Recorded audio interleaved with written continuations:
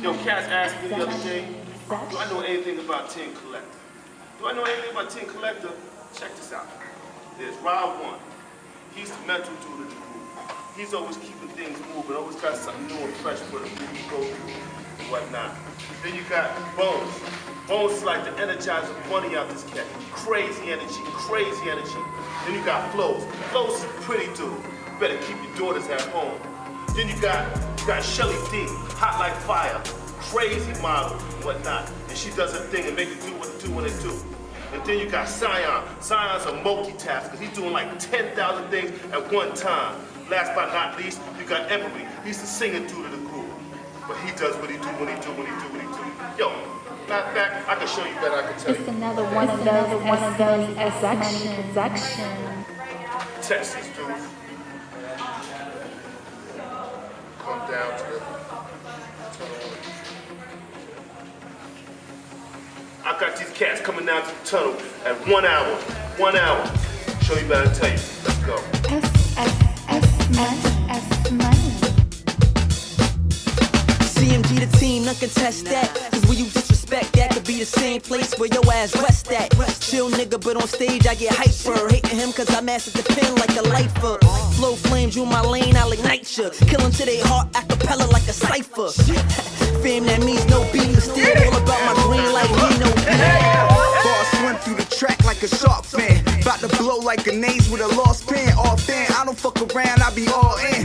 Flow sick, got the rest looking harmless. Slide through the pussy, I glide like Clyde Drexler. Never sweat her, maybe a week I might text her. Extra, read all about it. We on top now, we don't cruise, we autopilot. Can't nobody say that the boy ain't a spitter. If y'all crew sick, then my crew sicker. Jump on anything, serial killer. Team shut it down, yeah, we still them niggas. Influenced by the loud and the shots of the liquor. Ain't nothing changed, but the buzz got bigger. Looking at the heavens, cause I'm on top, nigga. Everybody got swag, but they ain't got lyrics. 5 in stiletto, runway strutting, chicken heads hating, chicken heads clucking. Got money on my mind and my mind on my money. My team shuts it down, you ain't saying nothing. Photo shoot ready, red carpet rocking it. I simply do my thing, ain't no need of knocking it. I'm such a fucking lady, woman, games up the par. It's me, Shelly Dee, and raps my They hate on me, call us the cake team. Money talks, mine argues, fam. I should lead a debate team. Cause why they making excuses? We using this music to show y'all we bringing this true shit. Illest from Queens since Nostradamus. You now seeing the future like Nostradamus. Let's be honest, none of y'all can match the God. Have them dressed up, fresh tucked next to God. I'm I gone. see y'all, but still I get it off. Still I set it off like jail. Got plenty bars. You, I ignore me. Get in the morning, the type of nigga that get it and I'm out while she yawning and peace out. And slide, hit up the mall, pop tags and ball. Who? Worry about y'all, me? Not at all. I be in the fall, catch barely seeing me, high beams and all. My team, we shut it down. On fire, we burn it down. When we be on the scene, them lames don't come around. If we said it, we meant it, created our own sound. No choice to play it loud, get down and lay down. You get down, you stay down. The hottest team to stay round. You try to spy, bet you wouldn't last 8 rounds. 10 counts, stay out, lights clap off. Time to go night, nigga, your cow gone. Okay, which flow to spit this time? I'ma keep these niggas tripping like their shoes untied. With more lines than the map, how you following that? I'm so dope off the bat, they get it thick like crack. Come on, I hold my own like a straight jacket. And these niggas can't see me like I made it static. Flow's infinite, my bars never make it habit. Many's bars straight money like it's made of plastic. Shimmy, y'all, give me more bucks. Pass the Philly off, flying high, skip the tour bus. Get the shorties off, it's thicker than Dunkin' Donuts. I'm slicker than a knife in the fridge, I call that cold cuts. No one touching my team, we triple beam with this mean green. We on the scene with full steam. Get your Clorox, man, I'm straight clean up crew. I'm a king to your ruck, checkmate, what you gon' do?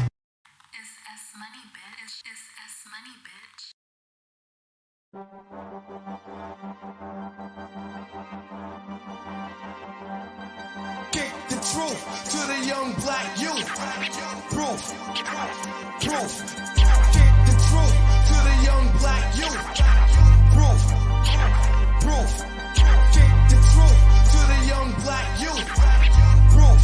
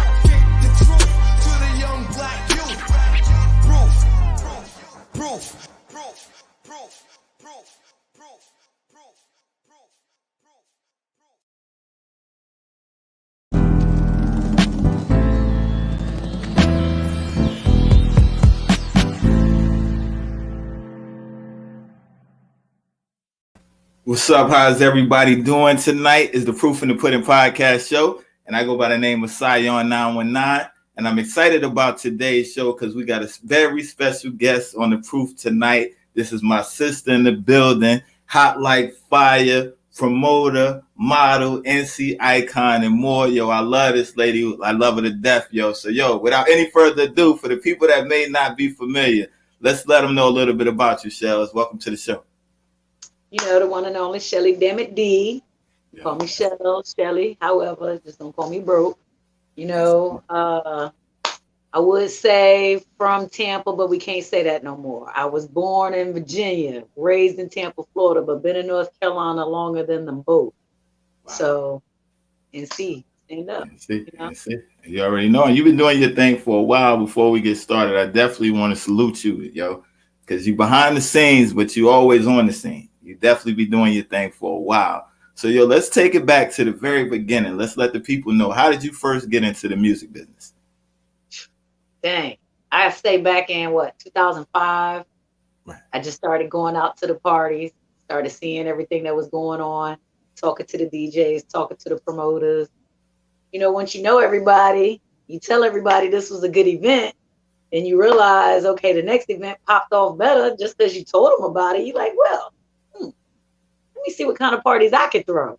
Right. So I started throwing lingerie parties, Mardi Gras parties, started doing parties for other people like Trunk Money. God, man, it goes back so far, as many parties that I threw. Right. I mean, we done seen some stuff. You done seen some stuff, and you've been doing it, yo. Salute the Trunk Money, salute the Chubbies, yo, because I definitely put it down, right? All right. How did you first get into the promotion? I know you was doing the parties as well. How did you first get into the promotion? Let's talk about the crew you first started with real quick. Promoting was basically when you see and hear something that you like. Like when I first started back in the days, it was a little group called EPC. Every person counts. And had a few artists, my homegirl E, Venom, Tech. Excuse me if I'm forgetting anybody else. Bree Boy. Dang.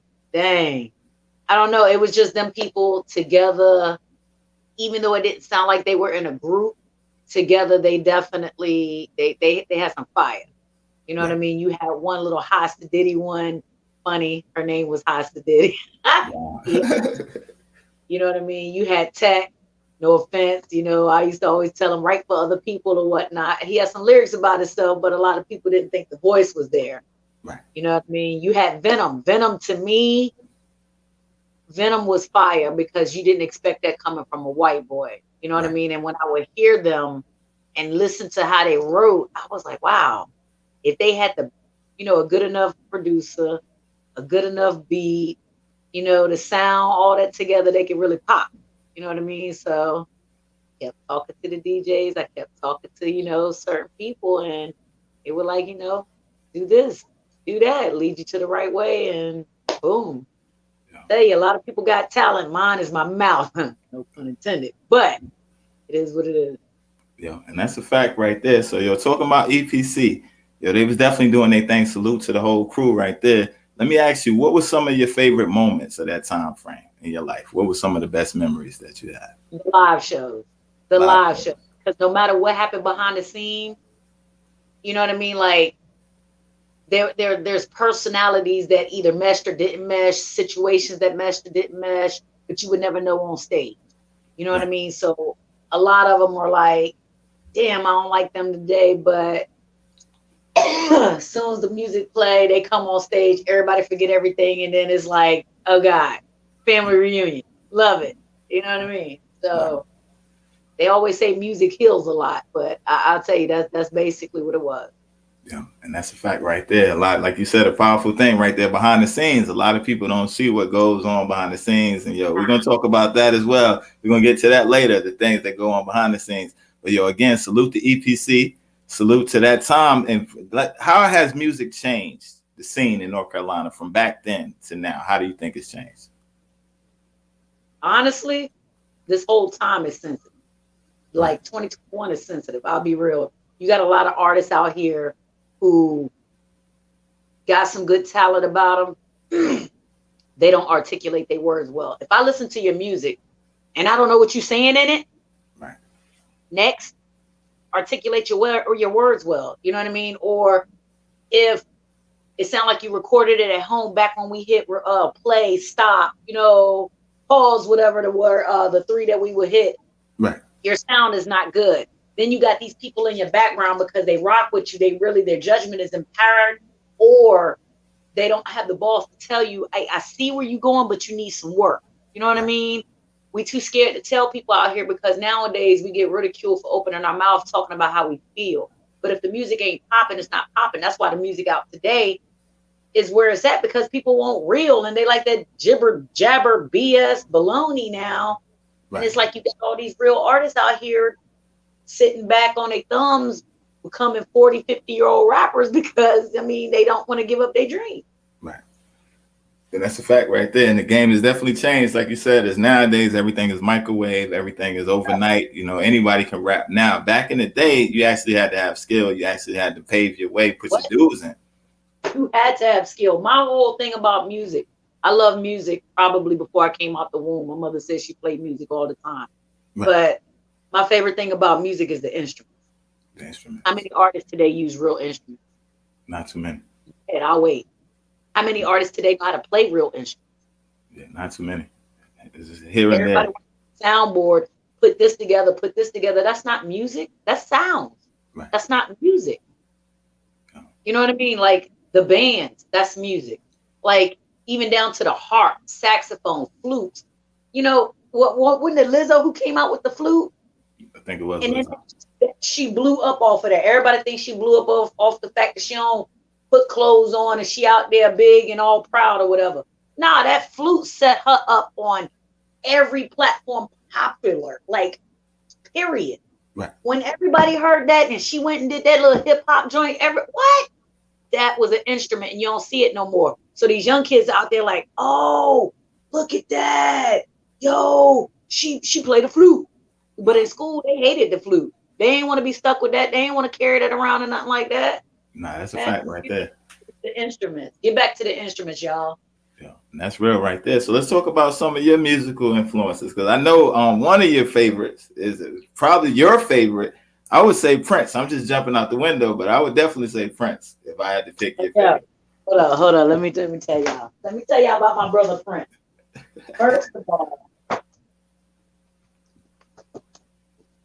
First of all, that's my guy.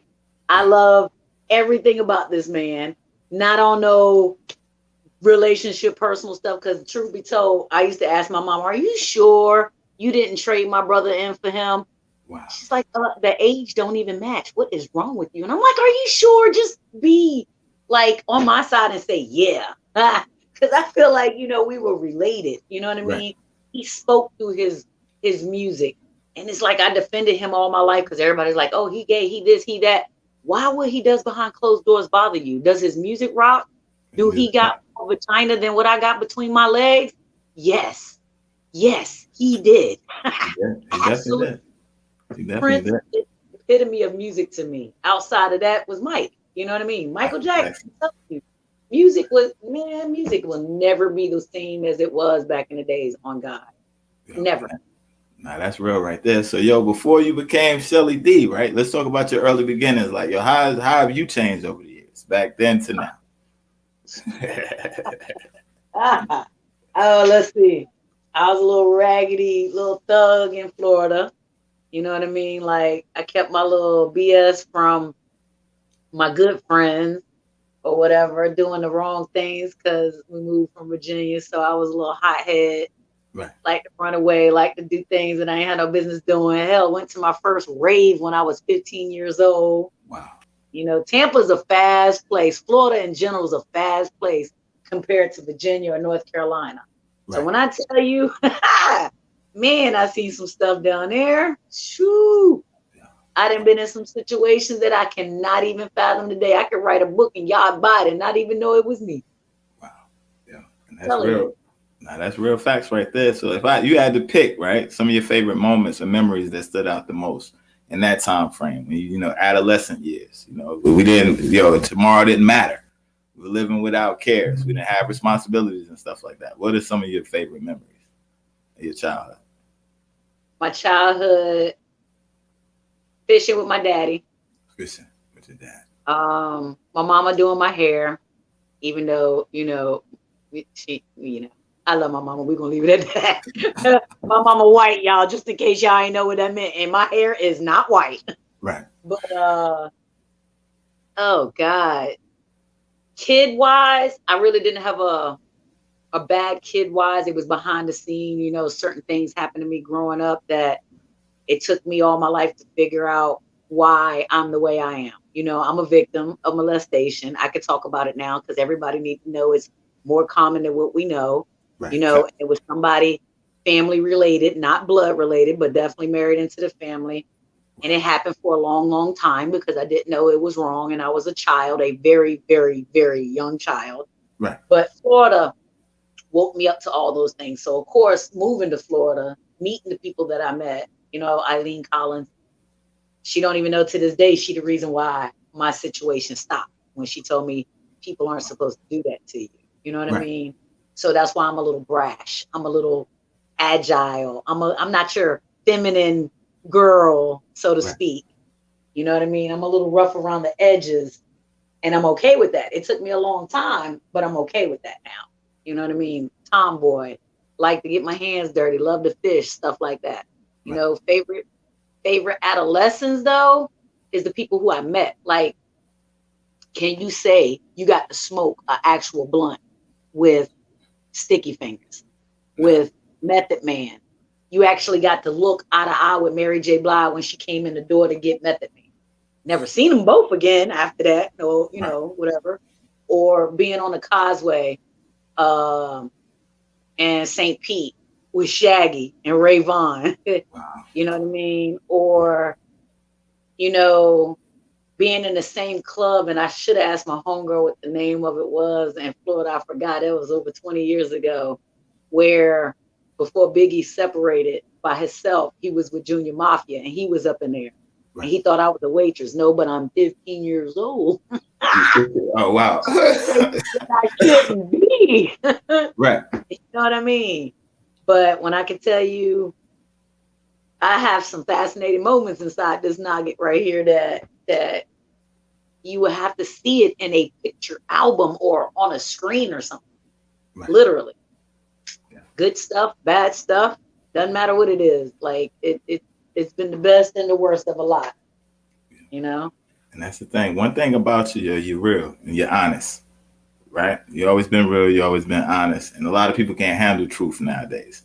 But that's one thing that I respect about you. You always gonna speak your mind. So sensitive nowadays. Why are we so sensitive?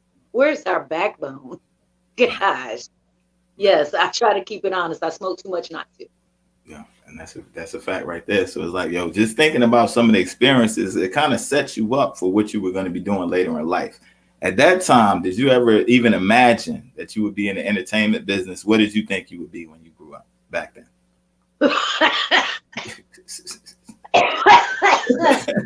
Oh, don't laugh. I can laugh. First thing I wanted to be was a veterinarian. Veterinarian. I'm allergic to cats. Oh, wow. But you are animal lover, though. So not seeing cats.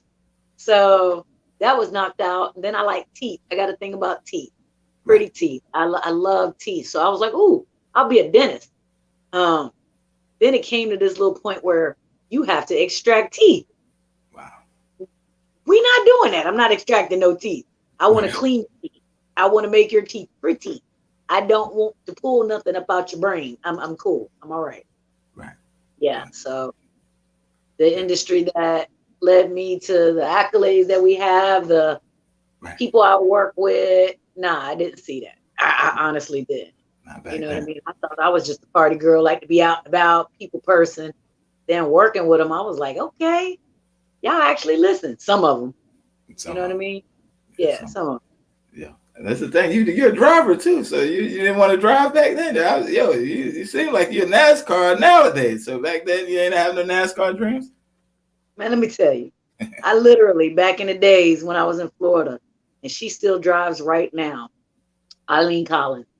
We used to get on the damn dirt paths and race vehicles that the doors did not open. We had to climb in and out of them. You know what I mean? And if I would have stayed in it, if North Carolina would have gave me some of what Florida did, I don't think y'all would know who the hell Danica Patrick is. Wow. Literally. Everybody says it's about the engine, it's about the car. Yes, absolutely. But it's about the heart. You know what I'm saying? It's about the heart of the driver. So if you don't have that, sit back. You're not in Fast and Furious. It's not a movie. Wow. That's the thing. You got the heart, though. You got the heart. I rode with you before. Did you die? I did not. No, I didn't die. Yeah, I didn't die. I was holding on for dear life, but I didn't die. I'm an aggressive driver. I bob and weave. I speed, but I get everybody safely where they need to be. In any accident Shelly Dee been in, is somebody else's fault. Right. I'm at fault for all the speeding tickets I got because I'm a habitual speeder in the state of North Carolina. Wow. Yeah. So you definitely rolling that. Like I said, I've been in the car with you and I'm holding on, but I trust you. It's like, yo, we've been through some things, yo. So it's like, yo, I want to get into that too as well. But let's talk about now, right? EPC is jumping off. You're doing the parties and stuff like that. What happened for you next after that? What came after EPC? Man, oh God, that's when I started doing stuff for Trump Money. Luke Kane. Luke Kane, that's my guy. Salute to Luke Kane. Stuff for Fam Click. For Always My Man. For Always My Man. Salute to the fam. Started working with Small World. Started working with God. Wow. I was still having parties then because I was having parties where your boy, what's his name? French Montana, Keisha Kaor, Young Dro at my shit. Right. You know what I mean? Right. Damn. Yeah. CI double A's. Can't forget about CI double A's. Yeah, we're gonna get to all that. Yeah, we're gonna get to that, yo. We're gonna definitely get to that, yo. All right. Okay, you brought up the fam, right? So let's talk about the fam real quick, right? That's a moment in time, history, right? Yeah. Fam Click was a movement. It was a big family. You know what I mean? Like we done went. I remember times we was at Fam Click events and it's 200, 300 of us in the fam. So let's talk about how that first came about, yo, because you knew some of the original fam from the beginning, way before music. Yeah. All right, let's talk about that real quick. God, there's so many of them in there. Like the first people I met in the state of North Carolina were, I should call them by government, but we're gonna say Shice. Shice Vader, salute to Shice Vader. Ike and Shice. Met them back when Shice had cornrows. Shice had to do cornrows back then. Back when he had cornrows, he had them locks that he got. He had cornrows back then. Ike had too, but let me see. My boy Gabe, it's so many people I met back here that is so intertwined with these people. That's why I say fam was more. It was definitely a musical movement, but it was more of a movement of people. That's why I was for Always My Man. Let alone was it in North Carolina, Black, all up in North Carolina. I mean, New York. You know what I mean? All of them up there. God, I can only imagine how many up there. I only seen what came down here. Right, that's a fact. Yeah, you know what I mean? Yeah, it's a bunch. So B Hickey said what's up too. Salute to B Hickey. B Hickey in the comments. He said what's up. Hey. All right. So all right. What were some of the moments, the memories in that era of time right there with the Fam Click, right? Because it's like, we was moving. Sexy Barber, salute to her. A lot of people we met around that time frame. So let's talk about some of those memories that stood out the most. Man, you remember when we went to that CMA, the CMAs, and we had the all white on and we had to take the tour bus? Yeah. Man, fire. Yeah, that's a legendary day right there that you said that. You took the picture. Rest in peace to Lil Buna. That was definitely legendary. That moment, I should pull out some. No, I ain't gonna do that. I was gonna say I should pull out some books now. Back when Shelly Dee was rapping. Back when Shelly Dee was rapping. Not the North Carolina Awards. NCUMAs. NCUMAs. That's right. When we showed up there, boy, we mobbed out. Everywhere fam showed up was a mob. That's a fact right there, yo. And that's the thing. Once you at the Poorhouse joint too, right? That's what Small World and all of them was there, Brolic. Yes, that's when Poorhouse really had everybody up top or downstairs because they ain't had no space. Right, literally. That's what was packed.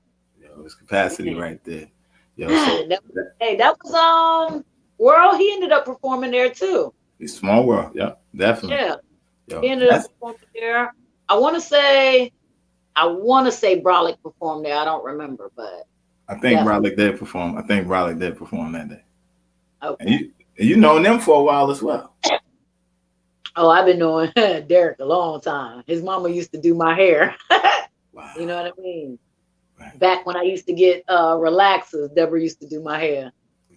That's real right there. And Yeah, that's DTP and all that. Yeah. They did their thing then too. Right. Yep.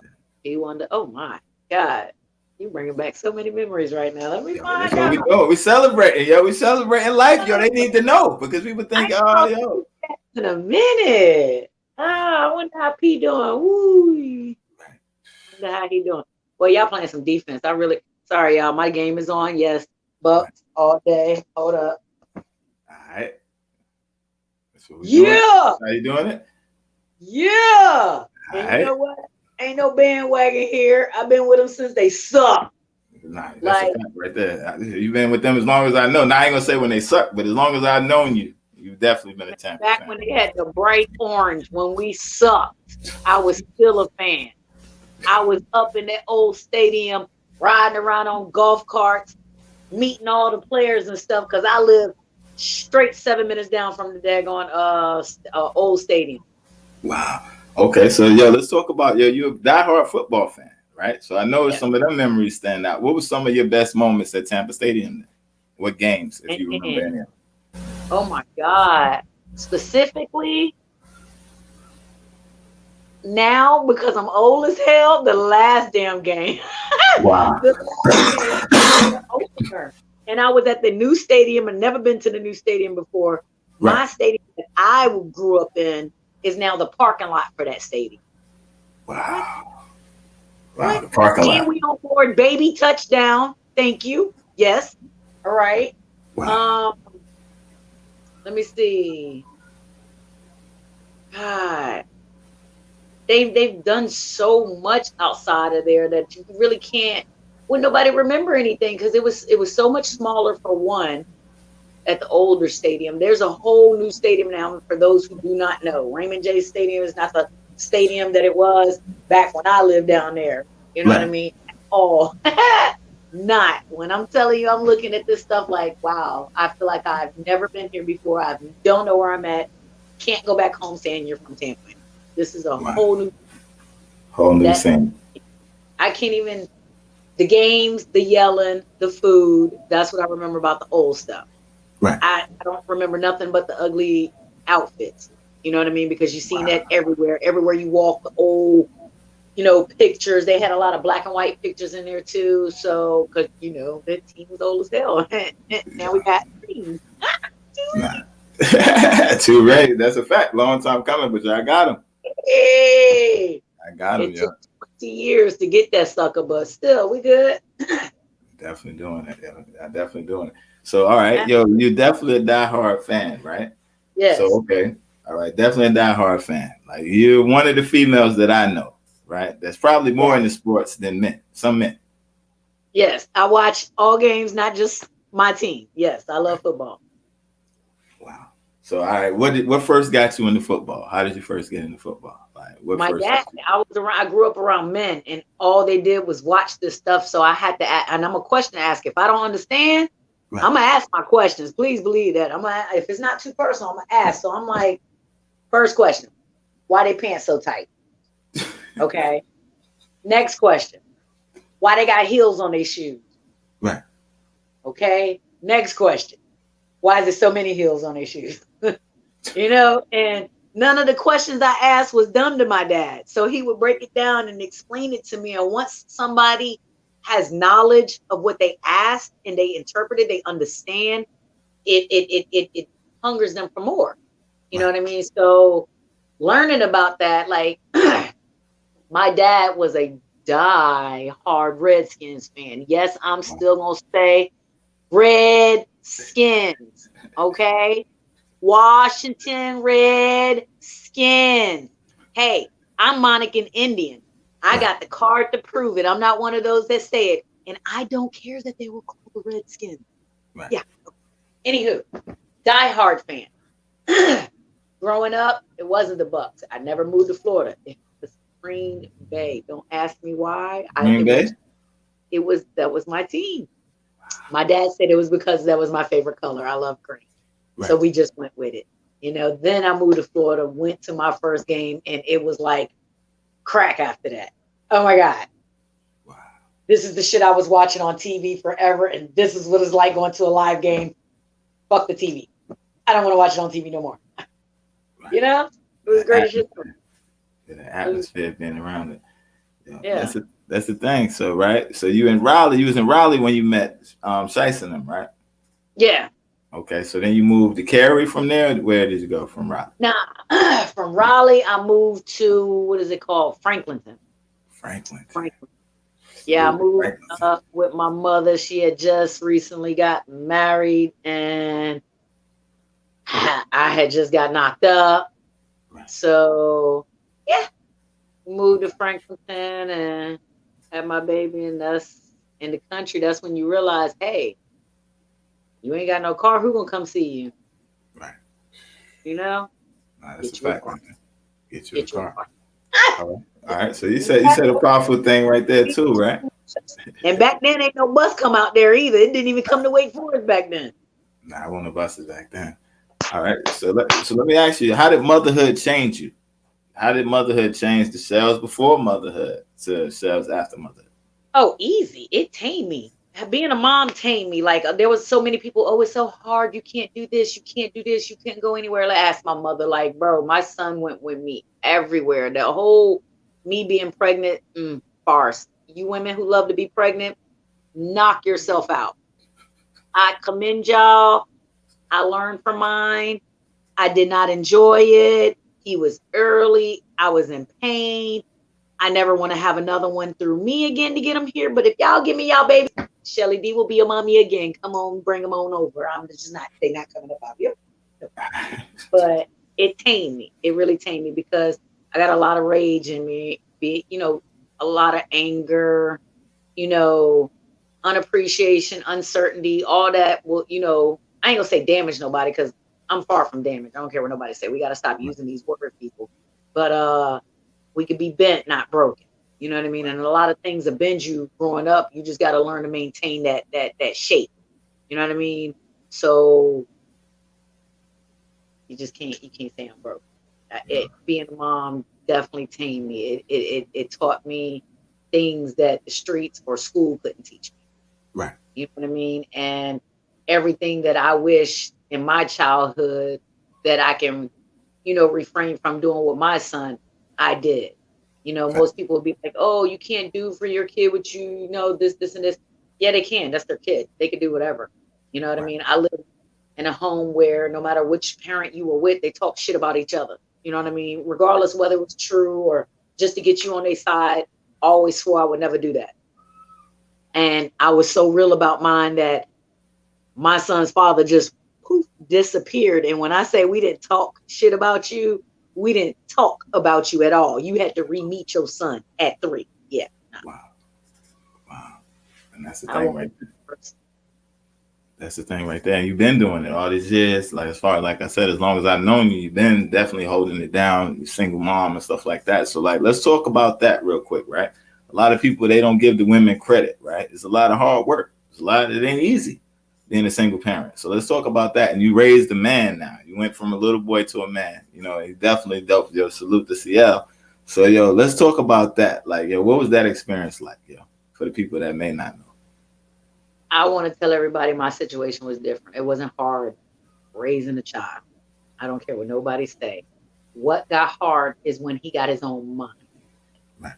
When he started not wanting to do this or, being 12, 13, let me wash my own clothes, or going to school, getting teased and picked on and don't want to come home and tell your hot-headed mama because your mama don't give a fuck and she will fight kids.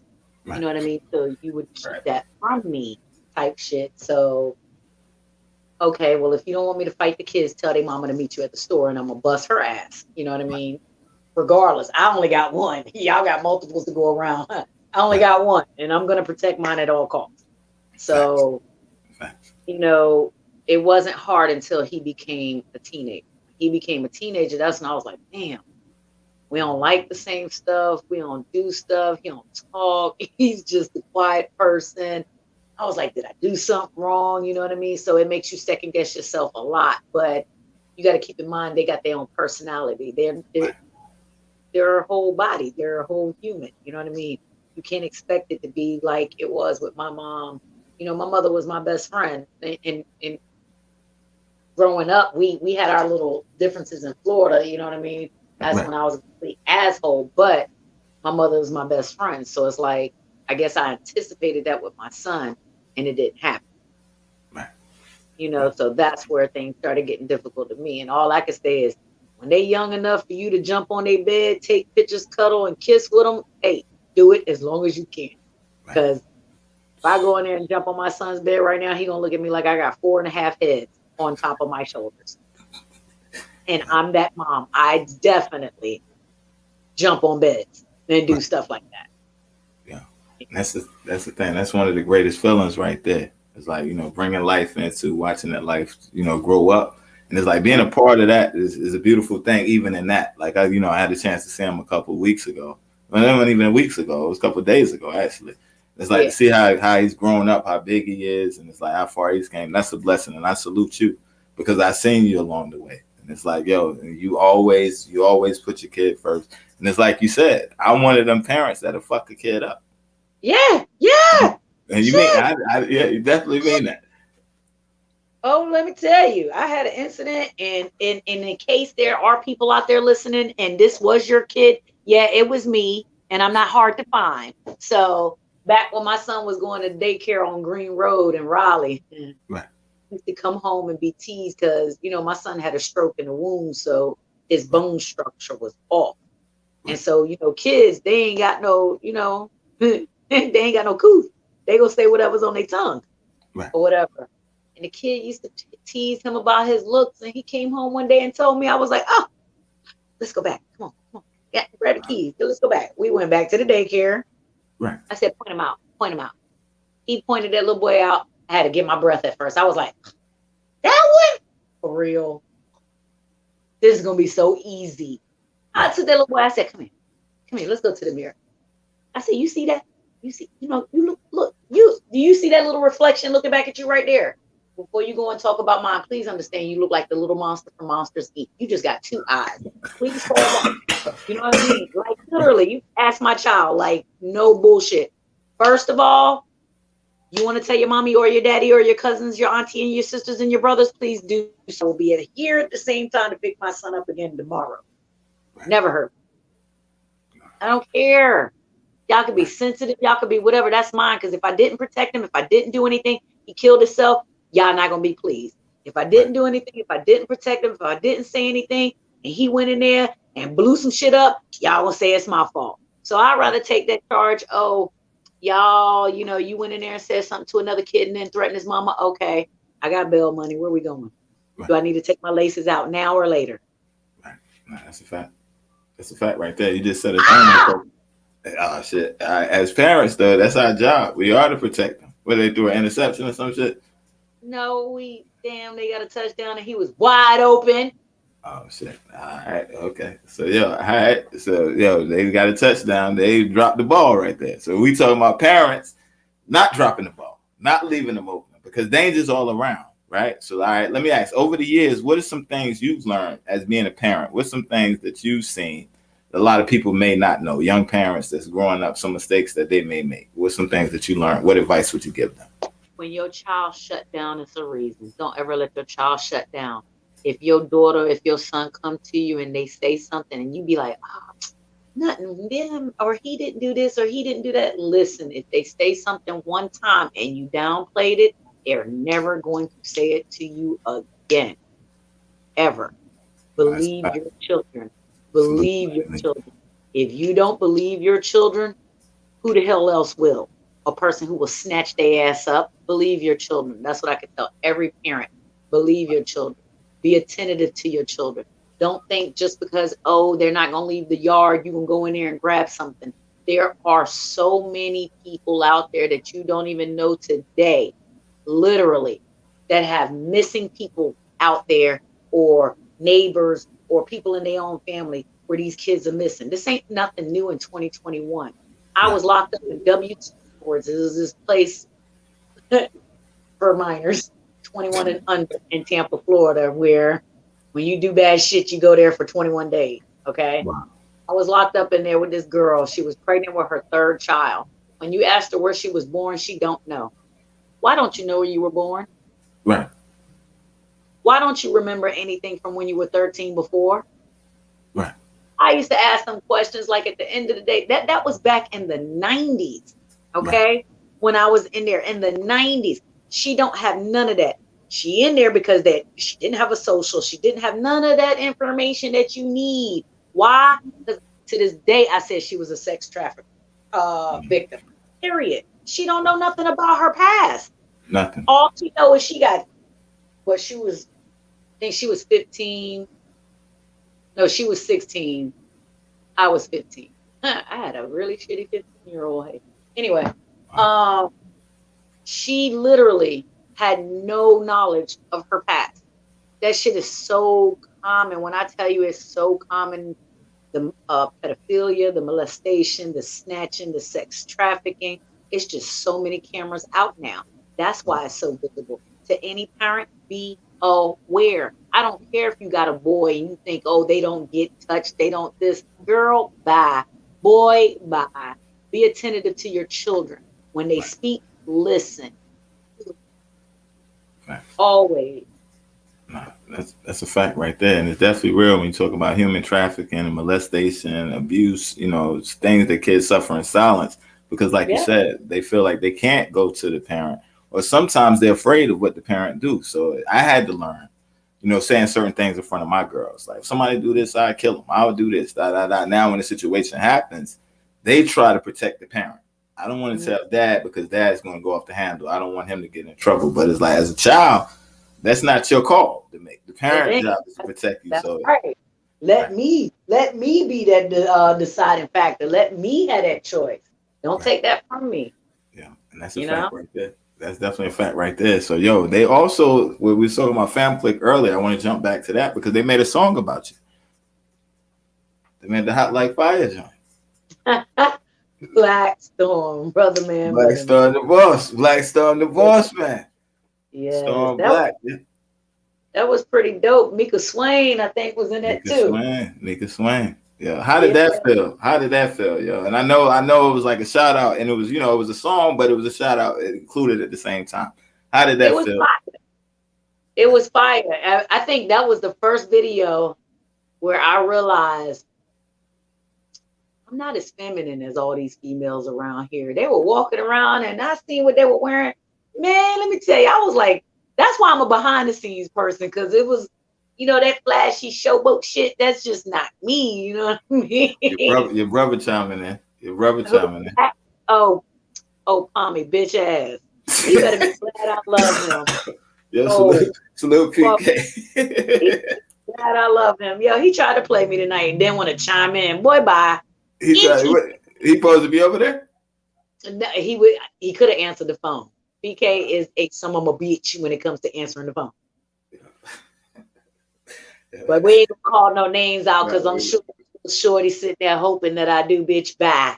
Nah, we ain't gonna do it like that, yo. Salute to P, yo. That's my man right there, yo. And the thing is, like, yo, we gonna get to that as well because, yo, there's so many memories, just me, you, and P at the house, yo. Just so many things we could talk about. He's a freaking comedian. He don't understand, y'all. Let me tell y'all, in case y'all got him on y'all friend list, Tommy King is the person y'all want to host y'all event. I don't care what it is. Y'all get that man a mic. He gonna give everybody a fucking tummy ache laughing. I'm telling you, he is a character. He don't think he got it in him. Get him. Y'all need a host. Get him. Yeah, that's a fact. He loud. He need no mic. Come on, baby. Come on. He said he gonna kick your dog. Say what? He said he gonna kick Bella. and I'm gonna kick your broke hip. Yeah, that's crazy, yo. P tripping right now, yo. That's the thing. It's like, yo, I have some of my favorite memories, yo. Some of my best moments over there at your house with y'all, yo. I'm not even gonna lie. I'm not even gonna front, yo. I'm gonna keep it all the way at band on the show. I'm scared to ask, y'all. I've been in my house 15 years, so when I say these walls can talk, oh shit, man, shit. Wow. Yo, I know one memory that we had, yo. Let me tell you, Sai had this girl over here one day, y'all. I ain't even gonna lie. Y'all know when I call somebody a friend, I call them a friend. And I be fucking with people and I shouldn't be fucking with people. But that's just me. I love hard. That's just hard. But if things ain't working right in this house and you see things going left, best thing you can do is leave. That's the best thing. Especially if a bitch like me say, get out. Right. If I say get out and then you look and say I ain't going nowhere without you. Oh bitch, let me show you something. This bitch right here almost ended up on somebody's face that night. I just don't laugh. Don't laugh. I ain't gonna call no names because to this day I still know that motherfucker soul. You know what I mean? I ain't gonna say her name either, yo. That shit funny. I already knew you. I already knew you. Watching, bitch, you know your ass almost got it that motherfucking night. And a nigga still love your ass to this day, bitch. Yo, that's a fact right there. But that shit was funny as fuck, yo. I was like, oh, okay. All right. Let me kick this door open and show you how serious I am. I'm gonna need you to leave now. Nah, that's a fact. Yeah, that day right there. Yeah, I was scared for her that day. Yeah, it was about to go left field real quick. It was about to go left field real fast. Yo. That's why I tell the females, if I fuck with you out here, please just let me fuck with you. Please let me be your friend. Right. Because you don't want me as an enemy. I don't want me as an enemy. I don't want to hate nobody out here. I love all y'all, especially y'all pretty bitches. Ooh, I love being around pretty bitches. Y'all know that. I love grabbing your ass, your titties. I love seeing you dance. I love doing all of that. I'll even watch you fuck somebody. But at the end of the day, you don't want me to be your enemy, no? No, not the enemy. No, not the enemy. Hey, yo, P got jokes right there. B Hickey said P better chill because you're going to go nuts on him. But then P, I'm going to let you watch that, and I ain't even going to put that on the screen. Look at it. You can see the comments? Let me get my phone. Not on my tablet, but I'm going to get my phone. I ain't gonna do it like that, yeah. Let me get my phone, sir. PK, I'm about to call you out right now. Don't make me do Facebook. Don't make me call your dumb ass out. Yeah, Bonnie Bond, salute to Bond. Yo, Bonnie in the comments too. Salute to Bonnie. Bond. Oh yeah. It's me. You didn't say it out loud. Yeah, no. You didn't say it out loud, yo. That's why they put it out there, yo. That's one of the funniest shits ever. That shit is hilarious, yo. Shell. Yo, I'm getting the fuck off this. I'm not fucking with you tonight. Yeah. Yeah, that's why I didn't put it up there. I seen it. I said, nah, yo. I said, nah, I ain't gonna do it like that. Too. Hey, yo, that's the insider. That's the insider, yo. Yo, that shit right there is going down in history. It's classic. That shit right there is classic, yo. That's classic shit right there. Yo, all right. So let's bring it together, yo. All right, boom. So, yo, let's talk about it. You're on the platform, right? You know me better than most people. Yeah! Get it, bitch! Touchdown! That's what the fuck I'm talking about! You better get it, baby! Brown! Do that shit! Look at my nigga Antonio! Wait, I could do it too, nigga. Don't leave me out that shit. Yo, that's nah, you good. Yo, you good. Yo, you know me better than most people. Yo, we're on the platform, right? So, yo, let's talk about how we first met and all that. Because you know me for years. You know me better than most people. Yo, I know the kid through MySpace. Fucking MySpace when he had locks. Right. That's crazy. Yo, that's crazy, yo. You remember we went to the pool party with Pete. Pete had the pool party. Remember that? Oh, yeah. Yeah, that's where I met P, I think. That's when we first linked with P. I knew P. I knew him before that, but that's when we started linking with P. He had cornrows then. He had cornrows back then. He had the cornrows back then. Yeah, he definitely had the cornrows back then. Yeah, he had a homeboy where he thought it was cool to put his sneakers going down the steps. Right. As if they were brand new, but they were used, so the shit smelled like feet in there. Oh shit, man. And we got so many memories. Oh my god. Oh my god. Yo, you keeping it real, but damn, yo, you just threw him under the bus like that and roll back, son. Throw him under the bus and roll back on. No. I'm just saying that shit was we had some good times. Yeah, we had some good time. Definitely some great memories. So when I die, all y'all can remember all this shit, and I'm gonna tell y'all, if y'all ain't never heard it from Shelly Dee before, I'm not getting buried. I'm getting cremated. But when I do have my ceremony, y'all don't be crying. Y'all laugh. Y'all have PK on the mic. You understand? And y'all go for what the fuck you know. And y'all play some Prince, and then y'all play some hood shit. You know what I mean? Throw some reggae in there for me though. Please do that. Yeah. And then say all the funny shit. Don't throw up all the bad shit unless it got to do with some funny shit. Y'all do that. Yeah, that's the thing, yo. We celebrate you, yo, because that's the thing. Is like a lot of times people, right? We don't get our flowers. We don't get the proper credit, right? But yo, you done a lot for North Carolina music, and again, even in the post, right? Like I'm not ashamed to say it. You know, I'm just like I say all the time. There's no cap in my facts. I wouldn't even be the Scion that people know if it wasn't for you, Shell. You know that. The Panty Raider. The Panty Raider. Yo, my brother, when I say I can't look at no other person and say you have actually touched every genre of grinding possible. When you went from raiding the panties to praying for the ladies, right? My G, you topped out right there. I said, well, ain't none of y'all niggas doing that. Can't nobody say they doing that. And the one who did do that, I don't even know if anybody remember him being a pastor. You know what I'm saying? No, he got a new project coming out too. I've been seeing, but it was a couple months ago I've been seeing, so I don't know if anything happened by then. Kudos to him, Boog Brown. You know what I mean? Yeah. He did his thing too. Like that nigga was a dope artist, but I couldn't say that then because he was a pastor. So I was like, I'm gonna just keep my shit shut. You know what I mean? But now he back out there in the field. Do your thing. Kudos to you. I hope the best for y'all. Because I mean, I know y'all got it. Y'all good. Yeah, that's a but fact. Y'all definitely gotta tell y'all people out there, pipe down, baby. It's not for you. Y'all gotta stop being fucking vaginas. I'm so sorry. Y'all gotta tell them people they suck, they whack. I see where you going, but it ain't far. Pick another career. It's okay. It's okay. Rapping ain't for me. Yeah. Y'all thought it was cool and everything, but I'm not a limelight person. I wouldn't have been. I'd be over there. They'd be like, "You got a show? I got to smoke. Right. You got a show? I got to work. You got a show? I'm going to sleep." What? Right. That wasn't me. That's a fact. Right y'all know how many hours y'all dedicated? Let me tell you something.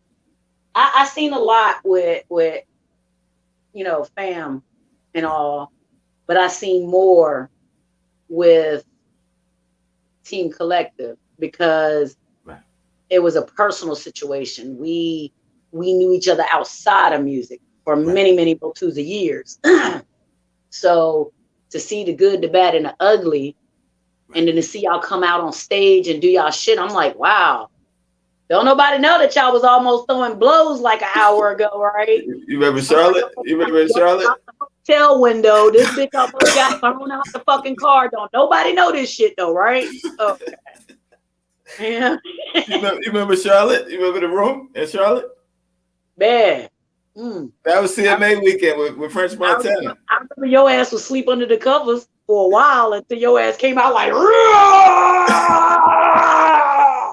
I was like, wait a fucking minute. Let's wait. It's time for me to walk away.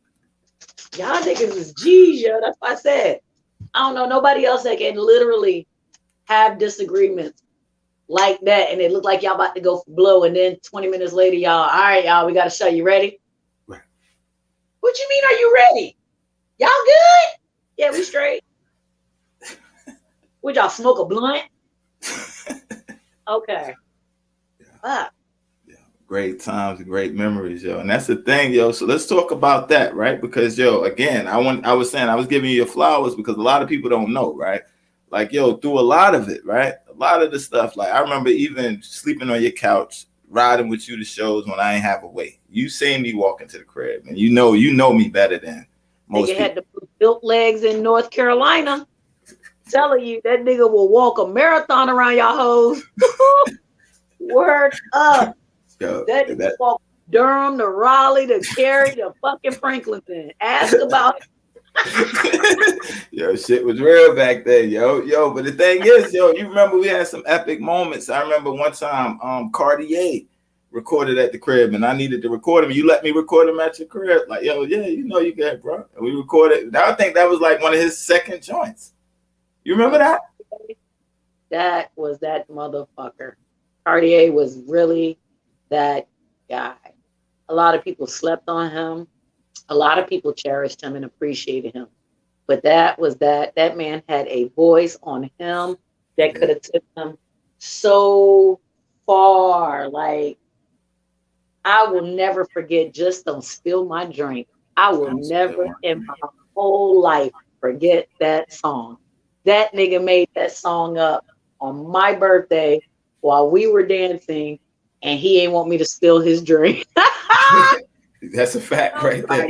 Gabe, I will never forget that, my G. I will never forget that. That song will go down in history with my mind.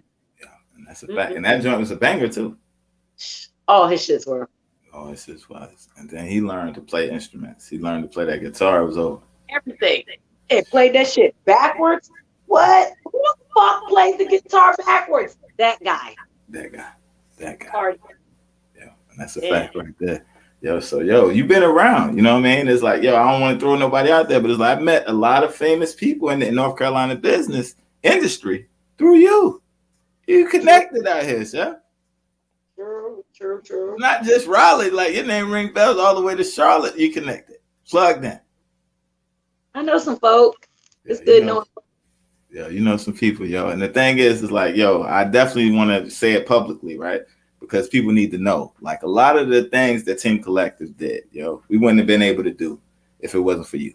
You know what I mean? A lot of even like you said, even the times when you were mediating, like when the group wasn't gonna make it, and you had to step in, like, yo, all right, yo, you know what I mean? But it's like, yo, even opportunities that we had, the French Montana, the Young Dro, all them situations, like, yo, I salute you because publicly people may not know a lot of the things that we did. Like, yo, when people think of Team Collective as a whole. You can't mention Team Collective without Shelly Damn It motherfucking D. Okay. Yo, so all right, for the people that may be fans or the people that may not understand the story, let's talk about how that first came about. How did you first get a part of Team Collective and all this stuff?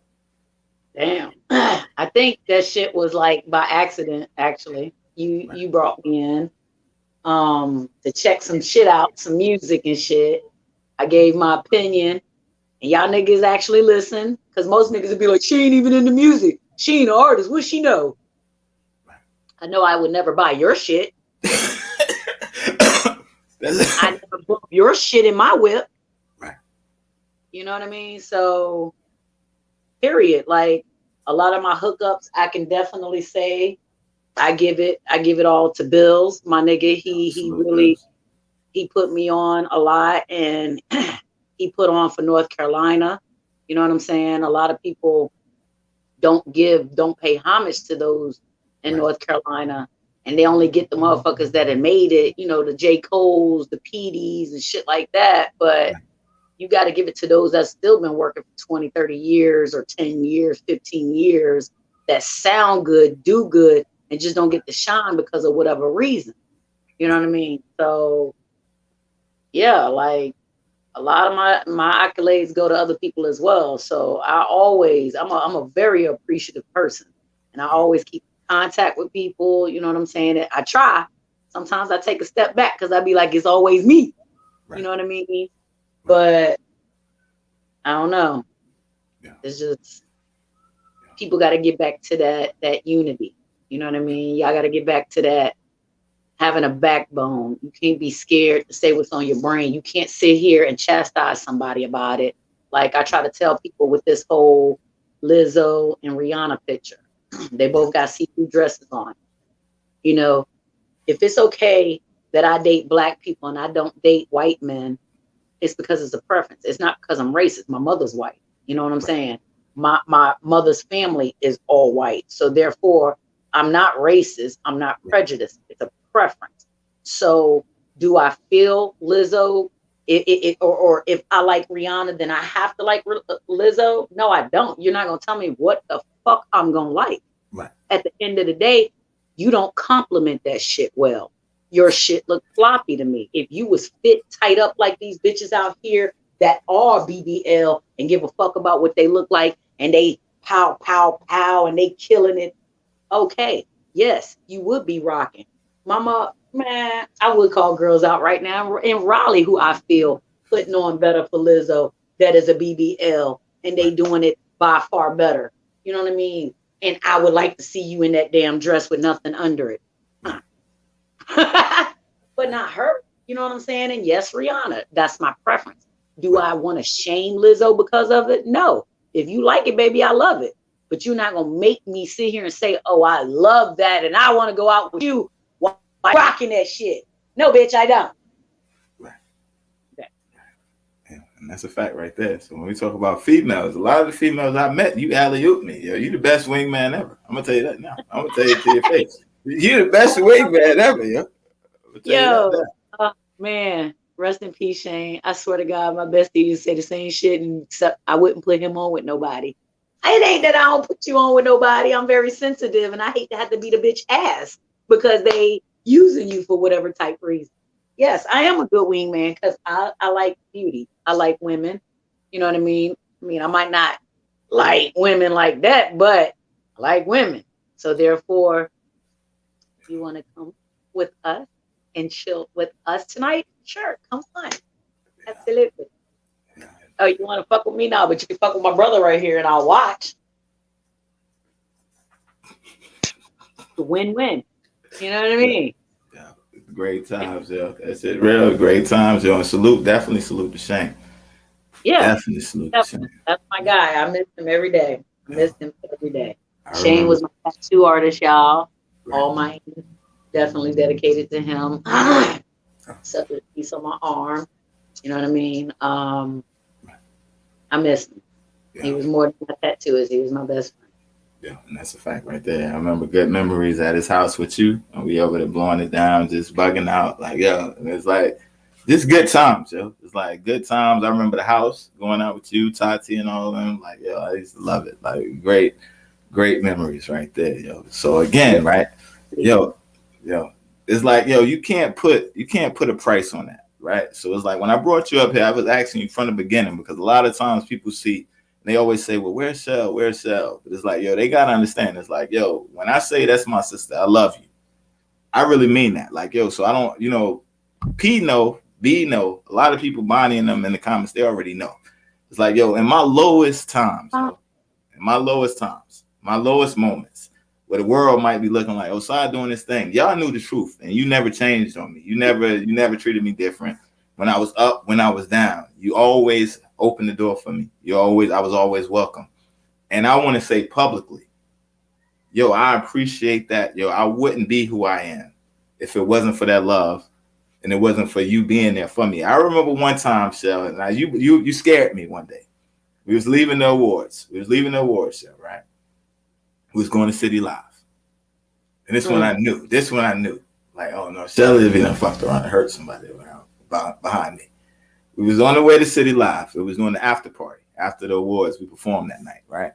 And I was playing a game, and I said, Shell, I was in an accident, but I was standing behind you. You remember that day? Mm-mm.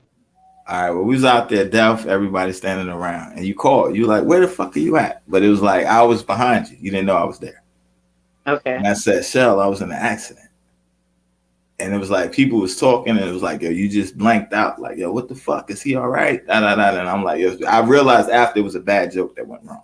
Is Okay, I think I remember now. Right. And then it's like you blanked out and I'm like, yo, Shell, I'm good. But it was like at that moment, it's like, yo, sometimes you meet people, right? That's friends that become family, yo.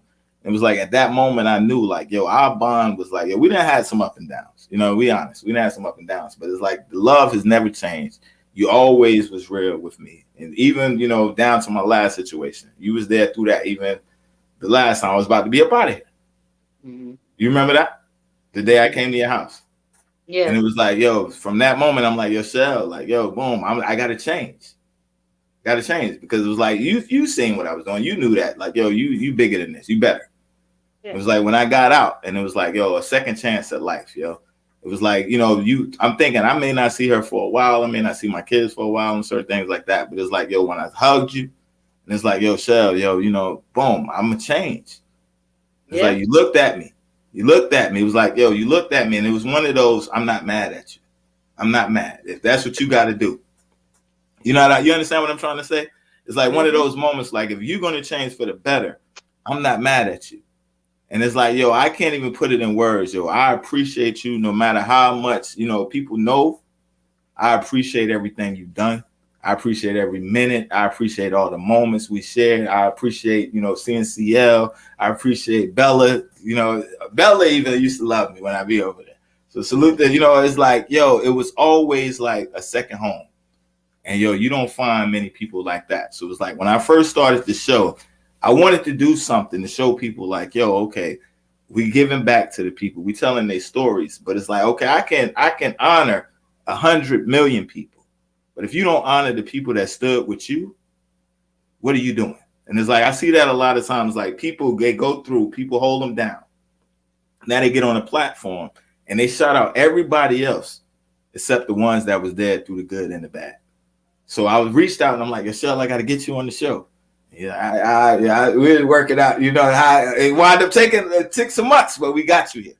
But the reason, and the reason I had to get you up here, because like, yo, like I keep saying, I wouldn't be the Scion rapper. I wouldn't be the man that I am today if it wasn't for you. I remember even like you said, MySpace times, just going back, recording songs. And I'm like, yo, Shell, what do you think? Because I value your opinion. I value your music. Like, yo, you put me on the songs. Like, yo, Shell, what's that? I remember even get the business with the Young Bird. Like, yo, I never heard this shit. What is that? It's plenty of songs like that. Where it's like, yo, you always had an ear for music, right? And it was kind of like, even though I'm older, it's like I always wanted Shell's approval. Like, yo, Shell, what do you think? Is it good enough? And it's like sometimes you'll be like, yeah, sometimes like, nah, you know what I mean? That ain't over. But it's like, yo, so I say that to say, like, yo, you have a talent for hearing music. You're definitely great at what you do, promoting, definitely marketing and stuff like that, branding. Even I'll be watching your views and your posts and stuff like that. You're getting hundreds and thousands of views, likes on your stuff. So it's like you always been in the branding. But it's like I've never told you, like, yo, I always wanted your approval. I always wanted Shell before I made any move. Like even with Team Collective, yo, Shell, what you think about this? You know, but Fam Click, yo, Shell, what you think about this? Because a lot of the crews I was in, we was in them together. Yeah. And it's like, yo, Shell, what you think? And, you know, yeah or no, or yeah. You would say yeah, no. Some things I was hard headed. Some things I bumped my head. You told me don't do that, and I still did it. Bumped my head. You know what I'm saying? But you still were there. Yeah. A couple times. Yeah. A couple times. So it's like, but she don't know. They don't know. They don't know. A lot of times. Knock it over. I'm gonna knock you over. Go under. So it's like, yo, I couldn't do the show without having the people that meant the most to me up here. You know what I mean? And that's what I'm trying to get to. It's like, yo, life, we getting older. And we was talking about this a little off air, but it's like one thing that people don't know. It's like the people that I know that I specifically reach out to and I bring up here, because it's like one thing after my dad died, I realized like, yo, time is not promised. It ain't guaranteed. Like you can leave, yo, I'm gonna see you tomorrow. This, that, and the third. Tomorrow may never come. With this platform right here, it's like everybody that I felt like, yo, was successful, or they felt like, I used to look up to you, or you made moves, regardless of what the world is saying. It's like, yo, I want to use my platform to give them their flowers. So it's like when I put it together, it's like, there's no way I can do this without bringing Shells up here. It's no way I can do it without Shells. And it's like certain things, it's like even with the crew, it's like, yo, I'm always gonna say your name. I don't matter if we're in an interview or whatever, yo, Shells. If it wasn't for Shells, because it's like, yo, you were there through the ups, the downs, the hard times, the good times, the breakups, the separations, having kids, all that stuff. You never changed on me, yo. And it's like, yo, you don't find too many true, genuine people. So it's like, yo, again, that's why I wanted to bring you up here publicly in front of people and say, yo, you know what? Like, okay, it's cool that y'all rock with me, this, that, and the third. But it's like, yo, even though you like being in the background, even though you don't want the spotlight, you deserve it, yeah. You deserve it. And it's like, yo, if something was to happen, God forbid, to either one of us, right? This is always going to be there. So it's like my kids can look like, yo, I used to hear about her. They need to see like, yo, this person held me down. This person, yo, you know what I mean? I love this person. This person was there for me. A lot of times people, they looking from the outside in like, yo, they don't know the whole fullness of it, right?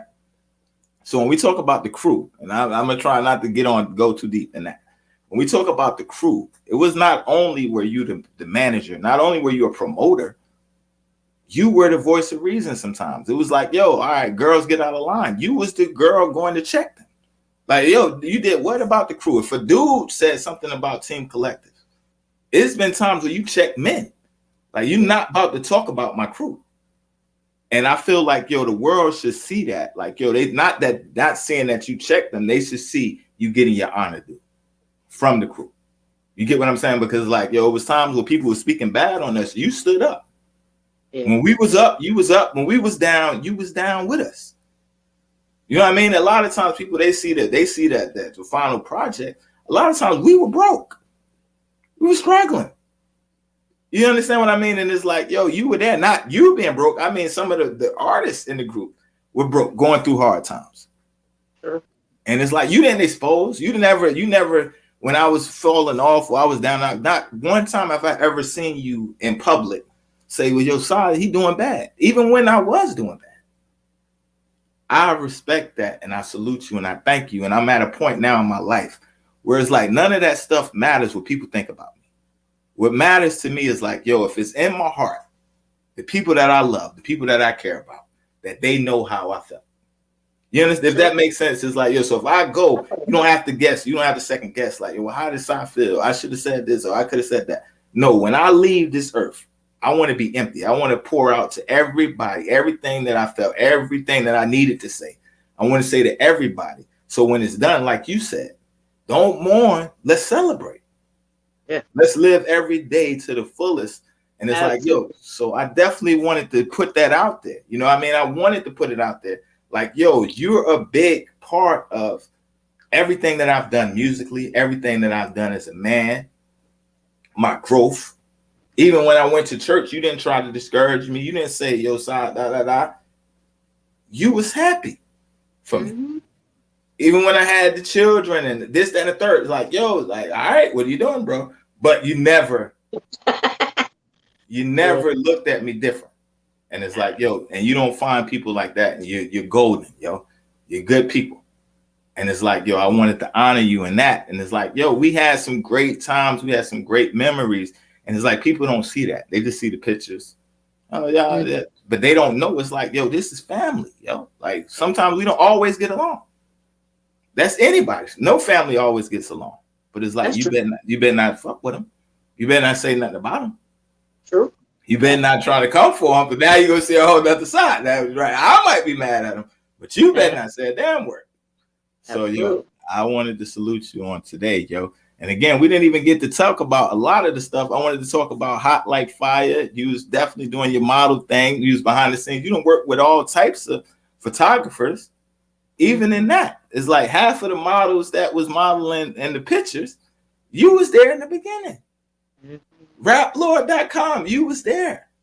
So even when people, oh, yo, they following me now, it's like, yo, y'all see the history, y'all see the highlights. You were there. Yeah. A lot of those shows, I'm leaving, going to the show, coming from your house, leaving the show, going back to your house. Yeah. Just the other day, you know what I mean? I don't have no shame. Just the other day, I'm falling asleep. You laughing at me, but you kept it in the row. on my birthday. I'm falling asleep, but it's like, yo, it's like that comfortability. Right. It's like that comfortability, like, yo, you know, those are the moments. It's like, yo, we're not getting no younger. It's like, yo, I want all my people to shine. I want to see all my people blessed. And I want them to know, like, yo, I really love y'all. And it's like, if nobody else would give y'all respect, I give you all the respect as a mom, as Team Collective promoter, as my sister, most important, outside of music. You've always been there for me, yo, and I salute you on that, yo. Hot like fire. You know, thank you, sir. That's the thing, yo. So it's like you've done a lot. Like, yo, so for the people that may not know or be familiar, like they could just Google Hot Like Fire on Facebook and they're gonna see your work. Yeah. It's not too many photographers that's doing something that you haven't worked with. Some of the biggest name photographers you work with. Some of them I ain't get to work with. However, you know, we communicated the work and I just tapped out for them. Yeah, so that's the thing. So in that time frame of the Hot Like Fire modeling, what was some of your favorite moments? Honestly, it wasn't even the actual modeling. It was the next model or the previous model, me coaching them, doing certain stuff. You know what I mean? Like, future assholes, salute the future assholes of America. Salute to Willie, yo. Yo, definitely. Still rocking their shirt and shit. Yeah, them good brothers too. Yo, definitely. Bonnie talking about you always sleep. I ain't studying Bonnie. Right, Bonnie. He do. He be crashing. He can't hang no more. He can't hang no more. But it was actually working behind the scenes with other models. You know what I mean? Because you know, when you're in front of a camera, you don't know how you look. You only know how you feel. You know what I mean? And if you're uncomfortable, you're gonna take uncomfortable pictures. You know what I mean? And one thing I learned from Jamie Carmen is, salute Jamie. Regardless how uncomfortable you feel, you have to make it look like you're perfect for it. You know what I mean? No matter how bad it hurt. A pose could take up to 10 minutes. Right. And you'll feel it tomorrow because you had to hold that pose. You had to do muscle memory. You know what I mean? And a lot of women don't know that. That's why I always tell people who, if you're not a photographer that's going to lead, then have a mirror there for them. You know, you can get $5 mirrors at Walmart where it can stand up beside you and the model's ahead of you and she can see herself in the mirror. You know what I mean? Don't ever leave a model just standing there. That's how models end up taking damn photos standing straight up with their booty holes popped out with a tire in front of them. Just dumb stuff for no reason. You know what I mean? Because nobody was there to lead them. The photographer was only there for one or two things, you know what I mean? And boom, you got some dumbass pictures that's going to surface forever. Right. Yeah. So mine was definitely the behind the scenes working with other models or either looking at the bloopers with the photographers where you could be like, oh, guess I was holding my breath on that one, huh? That's a fact. You almost picked that one. Yeah, that's a fact right there. So the behind the scenes work, and let's talk about some of the photographers that you got to work with, because like I said, you helped a lot of known photographers. So what's some of the photographers that you got to work with behind the scenes? Oh God, dang! Some of them I don't even remember the names now. Oh, I know. I'm for real. LEP. I don't remember his damn name. I just remember his damn, photography because he the first one that I did a semi-nude and had a plate of Oreo cookies in front of the girl. Ain't nobody ever seen that picture. Wow. Because I was completely nude and it was a plate of different stacks of Oreos right in front of the girl. I was like, yeah, we're not putting that out. I got paid for it, but we ain't putting that one out. Right. You can do it with whatever you do. It ain't nobody around here on your site or nothing like that. Boom, we went there. Wow. But Rick Crank, yeah, oh God, so many people. Like I wanted to work with what's your boy name and down Charlotte. Charlotte. Hold on, I'm about to go to it right now. All right. He be on everybody's joint. Like everybody be taking pictures with him every freaking time I turn around. But it was a lot of photographers that definitely should get they, flowers as well.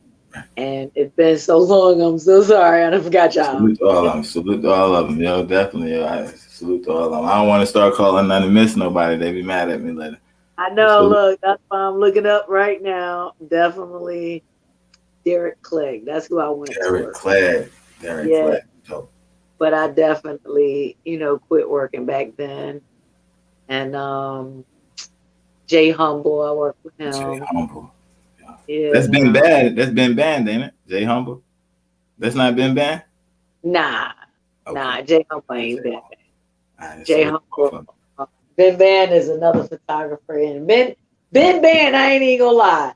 Ben Ban definitely gave me my damn platform on Facebook for the Hot Like Fire page. Like a lot of people like, did you buy that? I can show all my joints. I ain't never paid for. First of all, if anybody knows Shelly Dee, I'm frugal. I like keeping money rather than spending money. You know what I mean? If I'm gonna spend it, I'm gonna spend it on something that's for me, facials or waxes, nails, hair, something like that. My car.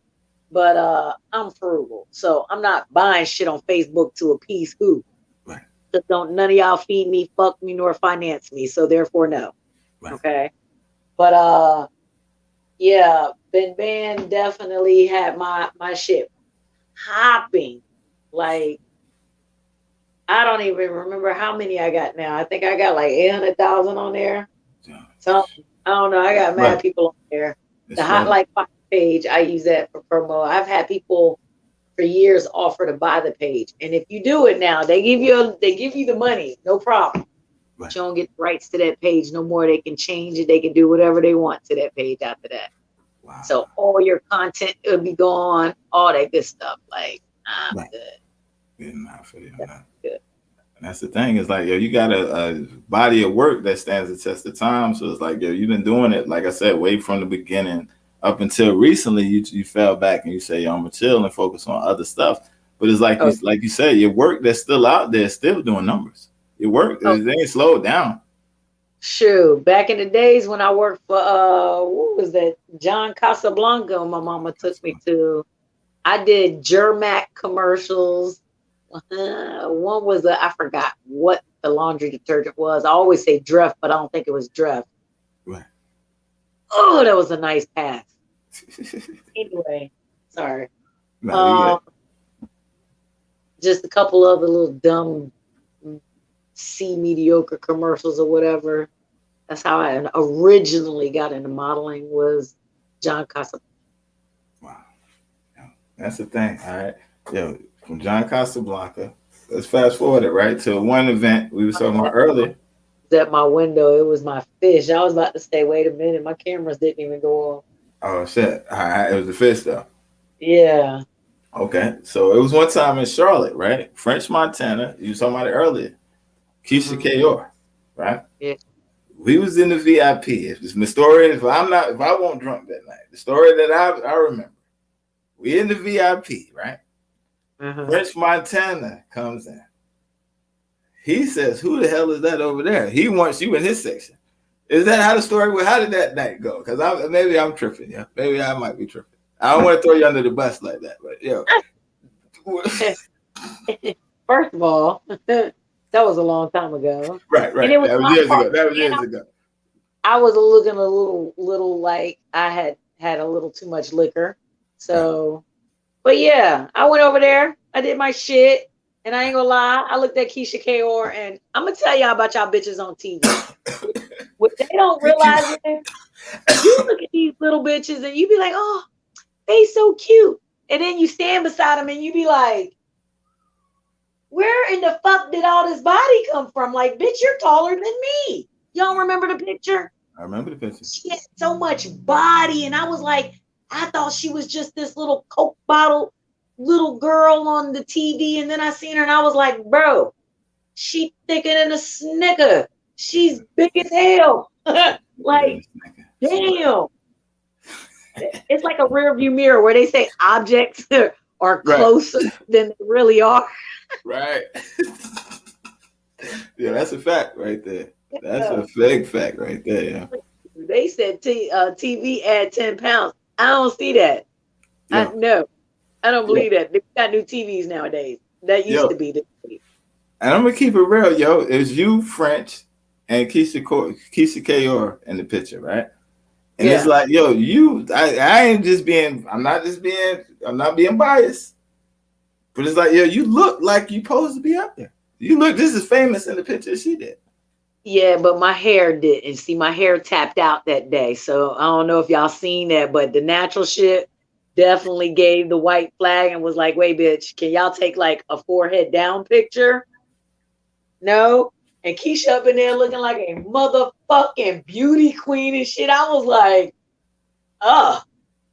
damn. All right. We're going to do it anyway. Take this picture, y'all. Take this picture, yeah. I ain't gonna lie though, French Montana's a little stuck the fuck up. Wow. Yeah, I remember that. I definitely remember that. Wow. He is definitely stuck up. That whole weekend was classic. Like, we good now? Oh, bitch, I ain't need that picture. Wow. Yeah, he was feeling himself that night. That whole weekend was epic though. That was an epic weekend right there. That you had put together. We party hopped everywhere. We did a lot of things. You party hop, yo. Okay, so yo, let's talk about some of your favorite memories of the collective. Pick 5 favorite moments, favorite memories. Well, you got to do it right. You got to do it right.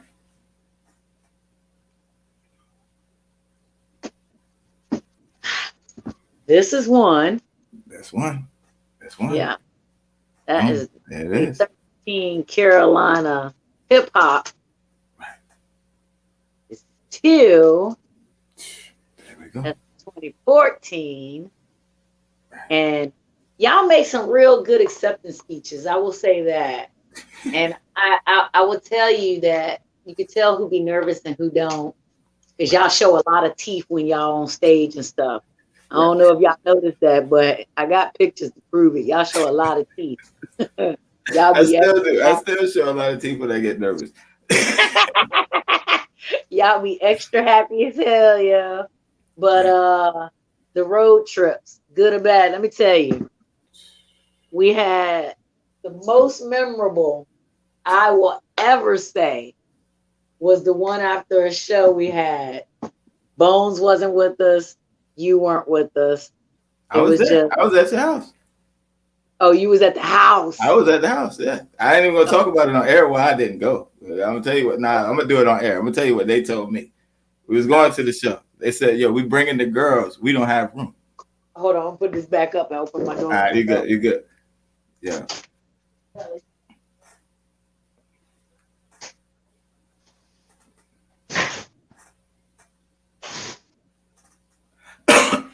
Finish what you were saying? It was the Wilmington show, right? You talking about? Yeah.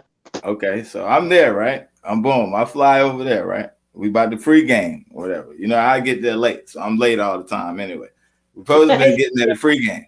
I get there, they say, yo, the girls are riding. I said, all right, yo, that's cool. But it wasn't no room. I'm like, what the hell? So the models rode and there wasn't no room. So I stayed. That was around the time I was about to be in hair school. So I wound up staying at the crib. I got dropped off. So I'm at the crib. But yeah, go ahead. That's the night, yeah, when it all went down. Bones and them, they was in a different car. Yes. Right. So Emery was in his truck. And without going into too much detail, right, my little ass got an attitude. So I'm sitting in the very, very back, the stowaway, you know what I mean? The third row, looking at the window. I'm so close to the window because I don't want to be close to nobody else. So I'm just at the window like this, looking out the window, and it's dark as fuck. We on the way back. It's like 3 a.m. Right. Ra, he in the front seat with Emery, and Flows is in the middle, in the middle section or whatever. All of a sudden, I'm looking out the window and I'm like, is this smoke, steam? What is that? Right. I can't tell. Because I'm like, it's not cold outside. So what is that? Before I notice, because I'm gonna keep paying attention for a while. Oh, is that a first down? Is that a first down? First down. Nope. Anyway, before I can even notice, there's a car the only car, because there was only 2 other cars we ain't pay attention to, but the only car at this moment that I paid attention to riding by, and I'm looking, mind you, I'm like this on the window, you know what I mean? So I'm looking at the window, and then I see the car going by, and I'm like, I'm blind, y'all. Yeah, they big, but they still can't see shit. But I'm sitting here looking, and I'm like, what are they doing? Why are they? I think they're trying to get y'all attention. Emery, look. Next thing you know, I said there's smoke coming out the back of the car, y'all. Wow. Flows opened the door to see where the smoke coming from. And then Flows went out the damn door. We don't know what the fuck happened to Flows, but he just went out the fucking door. So I jumps over the fucking seat, but yet I don't go nowhere. All we know is the damn truck is on fire. So all in all, let me explain what really happened. Fucking axle fell off the back of the car while we were driving. Yeah, on the highway while we were doing like 70 miles an hour. Didn't know this shit. Mind you, the axle had been tampered with, fixed before we left. And yeah, so everybody jumps out the car except for, guess who? I bet you can't guess who. Me. Because all this shit's happening so fast, and I'm like kind of in awe, and I'm like barefooted, and I'm like, I got shoes, I got purse, and in my mind, this nigga still fell out the truck. So I'm still stuck on this nigga fell out the truck, and we weren't going too damn slow. So I'm like, oh, nobody's in the truck no more, just me. Oh, okay. Next thing you know, whoop, somebody yokes my ass out the truck. And then as we're laying there, and I'm sitting there fucking panicking, all you hear is snap, crackle, and fucking pop. The goddamn car just blows up. Right. Keep in mind, I'm barefooted and I have no purse. Everything's in there. Everything is in there. And that shit was like so lit the hell up on fire. I don't even remember how we got home that day. I remember somebody pulled up behind us. I can't remember the name. Yeah, it was a promoter in London. Moved to London. And the promoter got Okay, because I was like, I don't remember. All that's a blur after the fact, because I'm still in shock at the fact this happened. This is some shit you see on television. And I'm sitting here in my mind, because I'm a mom first, I was like, mine and my son's social security card was in that purse. Right. So I'm thinking of all this shit. I'm just like, oh, I should have never fucking went. Right. Yeah, so that's a memorable moment that I'll never forget. Yeah, that's definitely one. That's one for the books right there. And I'm sitting there. Y'all was on Facebook. And it's like, I think Rob made a post because Rob was the only one with a phone. Everybody else's phones got burnt up or lost. So I'm sitting at your house blowing big, right? I'm over there just kick. Ain't no telling what I was doing today. I ain't even gonna lie to you. I'm sitting there stressed out and sober. Ain't no telling what I was in there doing, yo. I'm sitting in there, yo. I was having a good old time. And then the alert went off. And it was like, yo, what the hell? And I look at it, and the actual car was burning. It was burning up. So I'm like, now I'm panicking and shit. Like, what the fuck? But then y'all got there, when y'all came back in, that's when we all talked about it or whatever. But it like, yo, that night, it could have really went left field. It could have really went the other way, because when you say the car blew up, the car actually blew up. You can see it on Facebook, on the live. Yeah. Wow. Yeah, that shit was horrible. Yeah, that shit was horrible. Another one of my memories was when P got kicked out the meeting. Wait, what? When P got kicked out of the team collective meeting. We was having a meeting at the crib, and P was over there. And we had already told P, we had gave P. He couldn't stop talking. Yo, he was just going on. Yo, he still giving shit about that to this day. He's still mad about that day, yo. But it was like, yo, P, come on, we trying to do business. We had gave P a pep talk. P got in there and was like, yo. It was like, nah, P. You gotta go, P. Yo, salute, yo. We just reminiscing, yo. We celebrating Shelly Dee, we giving her flowers, yo. Legend in the game, yo. You had to be there. Iconic time in Carolina history music, yo. Definitely, yo. So that was 2. What's your other 3 moments? Team Collective. Damn. No, that was 3. The 2 awards and the 2 accident. awards and the 3. Yeah. God. I think it doesn't the movie that we did. The movie counts. Hurt people, or which one? I was gonna say the hurt people, because that was like it was fun because everybody had their own parts, and let alone was it you artists, it was also my girl Tanya, Mike, Mel, you know, it was so many people that were involved that it now you bringing names. See, you know, I'm gonna tell you something, yo. Like now, you just named some names right there, right? Some big names. This was like Soul Freeze, the Mels, the Miss T's and stuff like that. You don't see these women outside of social media, right? These are women that's like, yo, where the hell they be at? Guess where they used to be at? Where? Your house. I'll be sitting there high as hell. I know that, yo. Wow, I'm your Facebook friend, but it's like I'll be cool. Like I'm the brother. Right, we Facebook friends, but it's like, yo, I've seen some beautiful, popular women come through your house. Like, yo, like just on a random, like, yo, such and such come over. What? Yeah. We in there trying to freshen up. Remember when we did the ALS challenge? We did it. Oh man, I definitely remember that. That was definitely you threw the ice on me. Yeah, I definitely remember that. He said, "I definitely remember that." Yo, that's a fact right there. Yo, you remember the car got wrecked? You remember my get to it? The black car. The black one, man. The black one. And we sitting there, and my car get wrecked. But it wasn't you who wrecked it. No, it wasn't me who wrecked it. I definitely didn't wreck it.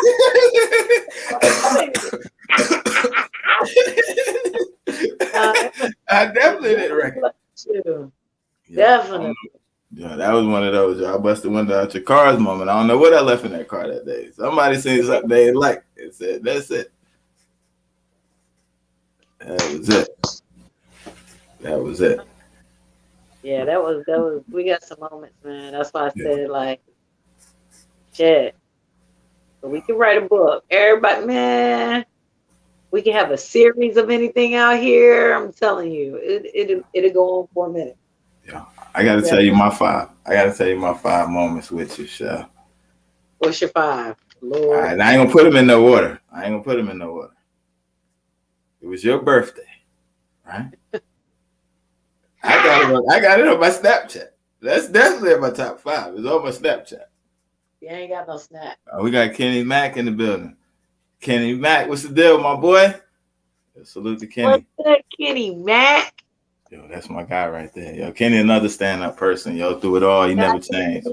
I did a video with Kenny too about stepfathers. That shit was great, and I still appreciate him for that one. Yo, that's a fire song still to this day, yo. That joint right there. Y'all at the park, yo, he definitely did his thing with that, yo. Salute to Kenny Mack for real. But yeah, it was it was your birthday, right? We was I think we went to the house that night. It was a bunch of y'all. I had a bunch of bad women. I know that. It was a Waffle House picture. I definitely remember that. Y'all made me look like I was bossed up, right? But we get to your house that night. We get to the house that night, and we, partying, still drinking, celebrating, right? And you was about done. Toddy was turned up. And it was a song. That was the first time I ever heard that song. One time for the birthday. And she was in there. Time for the birthday. Yo, and it was like, we were so wasted, right? But it was like, we were so wasted. We done partied all night, went to the club and partied. Yo, salute, Kenny. Yo, we partied all night, and it was like, she just turned up out of nowhere because she was normally quiet. She just turned up, and I remember I had it on the Snapchat, but it's like, you woke up and you took a shot or something and just laid back down like nothing ever happened. It was like, boom, one time you shot up, took the shot. It's like those memories. There was another time, it was Tamika. You remember Tamika? Yeah. We did a ritual. Right. We did a ritual. I don't remember what it was. I think Christmas time around her birthday. Like 2 years in a row. Her, I ain't gonna say the other guy's name. Salute to him. He was there. He was a co-star actor in the scene. And we was turning up. I think it was around Christmas and New Year's. We did it for like 2 years in a row. We was over there. That's when she had left the club and came over one night. And we partied, and then we did it the next year, the following year. It's like, her birth around the same time with her birthday. That was a dope moment right there. It was like we was just in there. A lot of the times involved a lot of alcohol, a lot of smoking. I'm gonna tell you that now. Most of the ones. So it was that one with Tamika now. Another one, we had to drag Bones to the hospital. Ooh, that was his birthday. Yeah, that was Bones' birthday. Yeah, that was drinking from the bottle, a gallon of apple. Yeah, yeah. So, do you remember the spear he was doing? Yeah, he did the African spear.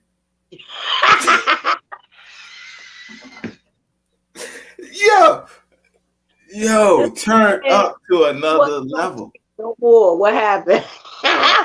Yeah.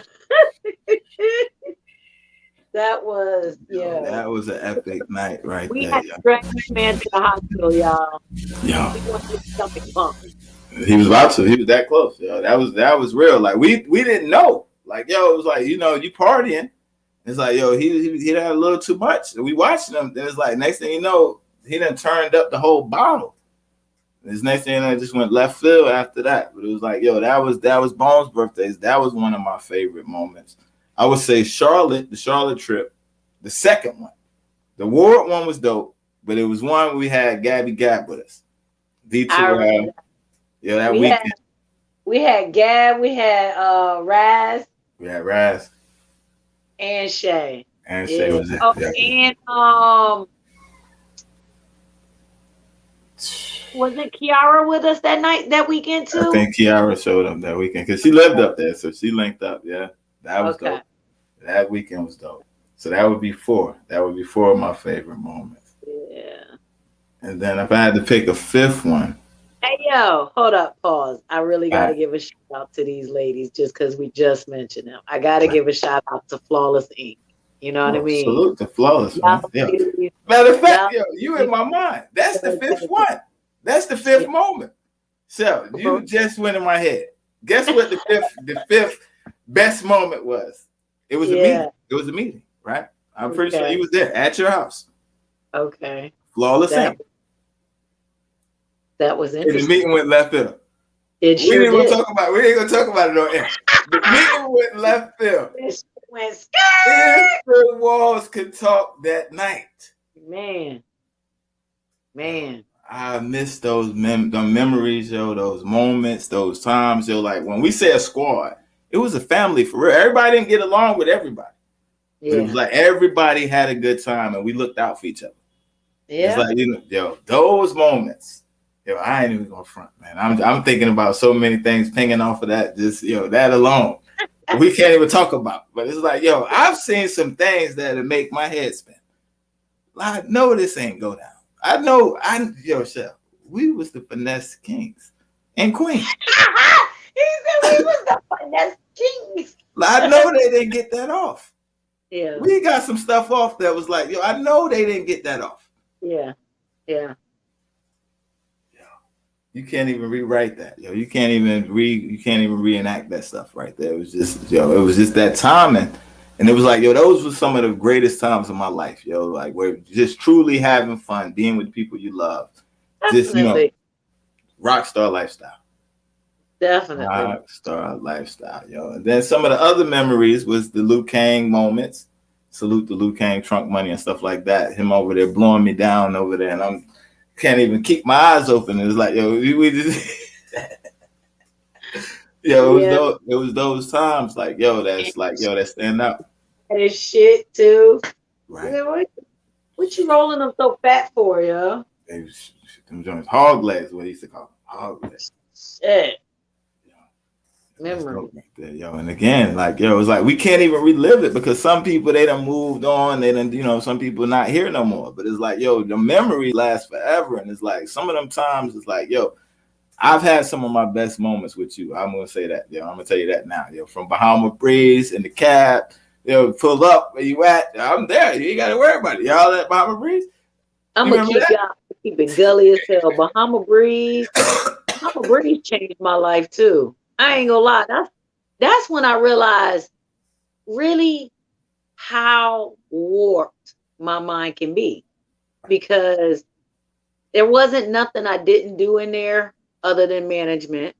You know what I mean? Like I did every entity of anything in Bahama Breeze, cleaning wise, cooking wise, serving wise, bartending wise, bar back, or dishwasher, or prep, you know what I mean? Something of the sort, you know what I mean? I think the only thing I never, ever, ever, ever, ever, ever touched was the grill, you know what I mean? But when I worked as the food runner, dear God, make me a bird so I could fly far, far, far away. That's when I had to bring the food to the bar, okay? And you would hear conversations of men, women talking about the hotel behind there. You know, and I get to go in there and grab the dishes out the bar, you know, being the bar back. So we would carry on the conversation and I joke with them and shit like that. I remember my very first couple. We just go say couple. That, you know, they were sitting at the bar talking about this, that, the third, the other. And I was like, yo, I'd watch. And evidently, as soon as I said that, all you heard was the husband was like, really? Really? Yeah. I'm glad you picked up the tone of what I'm talking about. So I was like, okay, yeah, I would. I was like, well, are we paying? Is this free? What are we doing? How much you want? Never start a conversation with how much you want. Especially to a frugal bitch like me. Right. Right. So I was like, depending on how many hours I got to be up there, do I need to say anything? Do I need to do anything? I could just watch. Wife was thinking it's a joke the whole time, but she's drunk as fuck, so she's down. Right. I beeline my ass over there so damn quick. When I tell you that was my first live experience, I felt like Arnold Schwarzenegger in True Lies when he watched the old girl on the bed. And she was dancing and shit like that. Right. Because I'm definitely over there. All I was missing was just something to eat. And I'm just over there like, wow. In my mind, I wish somebody could like hear my mind. Because I was like, I wonder if I pull out the phone with the light be bright, would they get mad if I record? Right. And then, you know, you watch TV and, you know, I watch sports. Everybody know I watch sports. I talk to the TV. Anything I watch, I talk to the TV. So you kind of forget where you are at the moment. Right. And so then you get into it and you be like, flipper the other way. Right. And then everybody turns around. Bitch, you become a narrator for a live fucking porn. Right. And then you got paid for it. When I tell you those are some of the best days at Bahama Breeze ever. Wow. Some of the best days. I could tell you I at least had it guaranteed with money. I had 7 of those altercations and 1 freebie. 1 freebie. Yeah, 1 freebie. It was a freebie because, you know, Papa wanted me to join and I ain't with that shit. Not really rocking like that. Yeah. Bahama Breeze, salute to Bahama Breeze, classic memories. What about City Life? Wow. What about City Life? The hush spots. Had clubs, had barbecues, had cookouts, had fucking everything known to man, recording studio sessions. Like, what didn't we do? Delph, rock, you rock, my G. Yo. Delph, he's doing his thing down there in Atlanta right now. Oh, you yeah. know what I mean? Bass and Treble, Bass Treble Cafe, salute to Delph. He got a radio station too. I can't think of the name of it, but he got a radio station out there as well. That's dope as hell. And that leads me to the next part, right? Because then we left City Live, then he opened up Smoking Grooves. Smoking Grooves. That Smoking shit was good. Yeah. Smoking Grooves, that's it. Fucking place. I don't care what nobody say. You can't beat no Smoking Grooves. I don't care what you got out now, what's this, what's that. You ain't no Smoking Brews. Because Smoking Brews had a real fucking chef. That's the difference. They had a real motherfucking chef. And that's the thing, yo. If it was a motherfucking reality series, right? Or a reality show, just on some funny shit, right? I wish it was the camera. Set a stage for you. Damn, what's my man name? Ty. Okay, boom. Let's set a stage. Right? It's a working crew, right? We got Yo-Yo. We got Ty. We got Shelly Dee. And me. We're working, right? We're the crew. I hope she ain't watching this. She can't fire us now anyway. It's too late. I hope she ain't watching this shit. I hope she ain't watching this shit, yeah. But it's like, yo, Shell, you remember we watched Snow in the Bluff on the motherfucking clock? You was the manager. Yeah. We watched movies. We did a whole lot. But yo, do you remember the Lamborghini? Yeah. Yo. We did a lot. We got away with a lot of shit. I ain't gonna got away with a lot of shit, yo. And that leads me up to it's the 8th year anniversary. It's the 8th year anniversary of Fly With Me Today. Is it? It is. Damn. From the day we uploaded it 8 years ago. But it's like, yo, that whole video was mapped out from the job. It's like, yo, we're working and shit. Like, yo, this shit would be a good location. Is that a fucking Lambo? And then it kept being there. It kept being there. Like, yo, the first time it's like, yo, okay, that's a damn Lamborghini. The second day is there. The third day is there. Like, yo, boom. So we put this shit together. We got in trouble later. Somebody showed her because we was working. She came up to me one day and said, yo, I seen your video, Quincy. Damn it. What? we snuck in the condos and everything. Table, the fucking area, the damn Lambo, that was one of the hottest videos. Yo, I'm glad you said that. Because I was about to play it. I'm glad you said that. Yo, so you want to introduce it? I'm glad you said I don't know who the artist was, but yo, he's pretty cool. You don't know the Penny Raider. None only than the fucking Penny Raider. Check him out. All right, yo, just fly with me.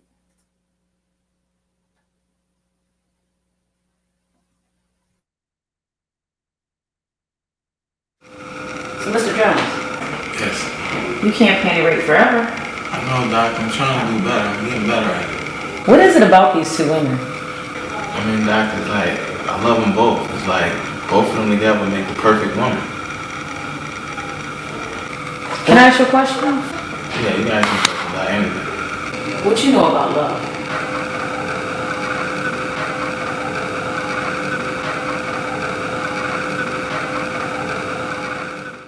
What you know about love? What you know about love? I've been in and out of clubs, falling in and out of love. Yeah, meet me on the 10th floor. Once was way back, but this time I know, babe, you got a hold of me. Yeah, we belong in the sky, just you and me. Once I take you to my heart, you will never leave. I'll teach you to fly, girl, just spread your wings. We belong in the sky, girl, just you and me. I'll admit I was dead wrong and really a jerk. The truth is I ain't never mean for you to get hurt. Besides my kids and my family, all I need in this earth. But it hurts cause I can never get you what you were worth. You let me stay in your crib, plus that's my work. Even stayed by my side when I did my dirt. Had to dig through my soul and search for the answers. Years of taking chances with nothing to show. The fame is like fake friends that come and they go. But you kinda different, so I'm keeping you close. Back then you was the one I used to be with the most. And now ever since you left it's like I need you the most. Shit, I can't eat, can't sleep like SWV, I'm oh so weak. Before you I never cared about much, just money in my pocket and loud for my Dutch. What you know about love? What you know about love? I've been in and out of clubs, falling in and out of love, and just trying to relive it ain't the same thing it once was way back. But this time I know, babe, you got a hold of me. Yeah, we belong in the sky, girl, just you and me. Once I take you to my heart, you will never leave. I'll teach you to fly, girl, just spread your wings. We belong in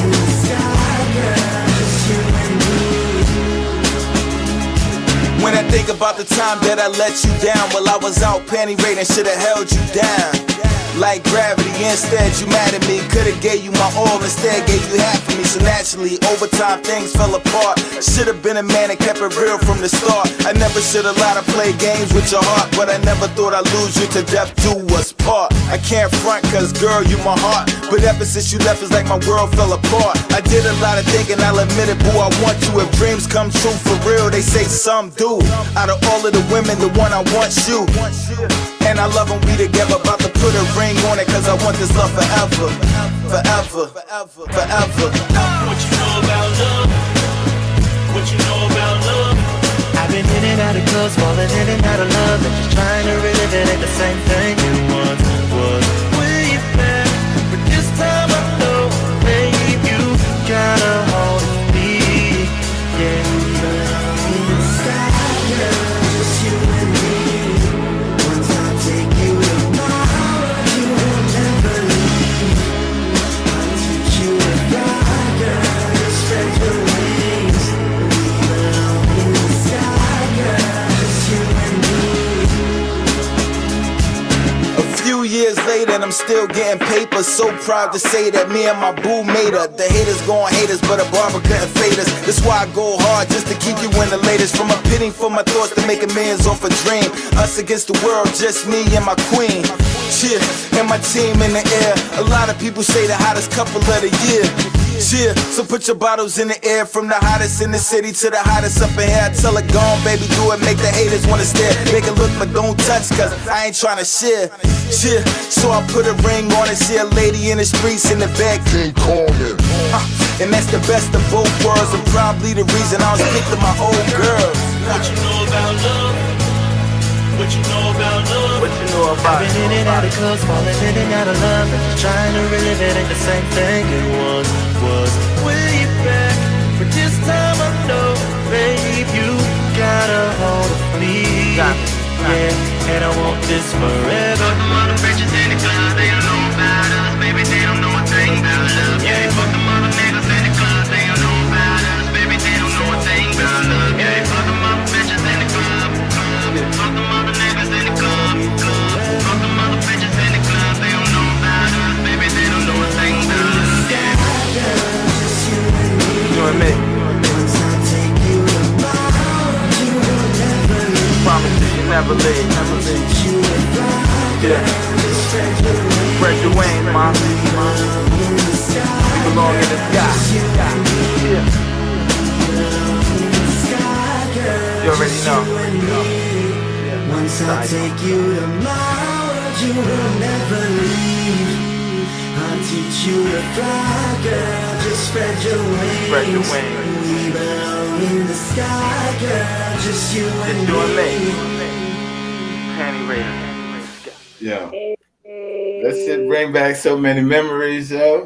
Friends that came family. J face twice. Yo, you remember that was my shit around that time. Yo, Stevie, I was trying to be the next protege Stevie and shit, for real. Let me find out that nigga.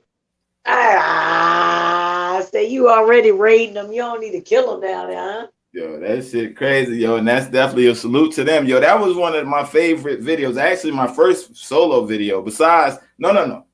You was in both of my first two videos. Yeah. The actual first one was Sun Moo. Mm-hmm. You, Krishanda, salute to Amber Sky. Yep. Yo, you was there for that one. E Dozens was there. Shep, Black Storm, Lava, bunch of people there. That was dope. Mike Christmas was there that one too. But this one in particular, friends became family. Salute to Kendra. Salute to Lenny. I hope I'm saying it right, Lenny. Yeah, Lenny. And then Falari. Yep. Falari. Yo, but hold up. Let me ask you. I want to test your memory. Do you remember after the video? Now you've seen it. It should be back fresh. Remember that night after the video? We went out. You said Tony, we went out? With Tony, the other girl that was she was playing the other girl in the video? Oh, yeah. Oh, Glenwood. I remember we were down by the McDonald's and we took pictures because they showed up. They showed up on my Facebook yesterday or today or something like that. Yeah, it's the anniversary. It was today. So let me ask you. We down there by the McDonald's, right? We mobbing out like we do. We walking by Paramount. I think that's Paramount. Paramount, we coming up by Paramount. Some guys down there in Glenwood. They party. Yeah. They said something out of the way to the girl. You remember that?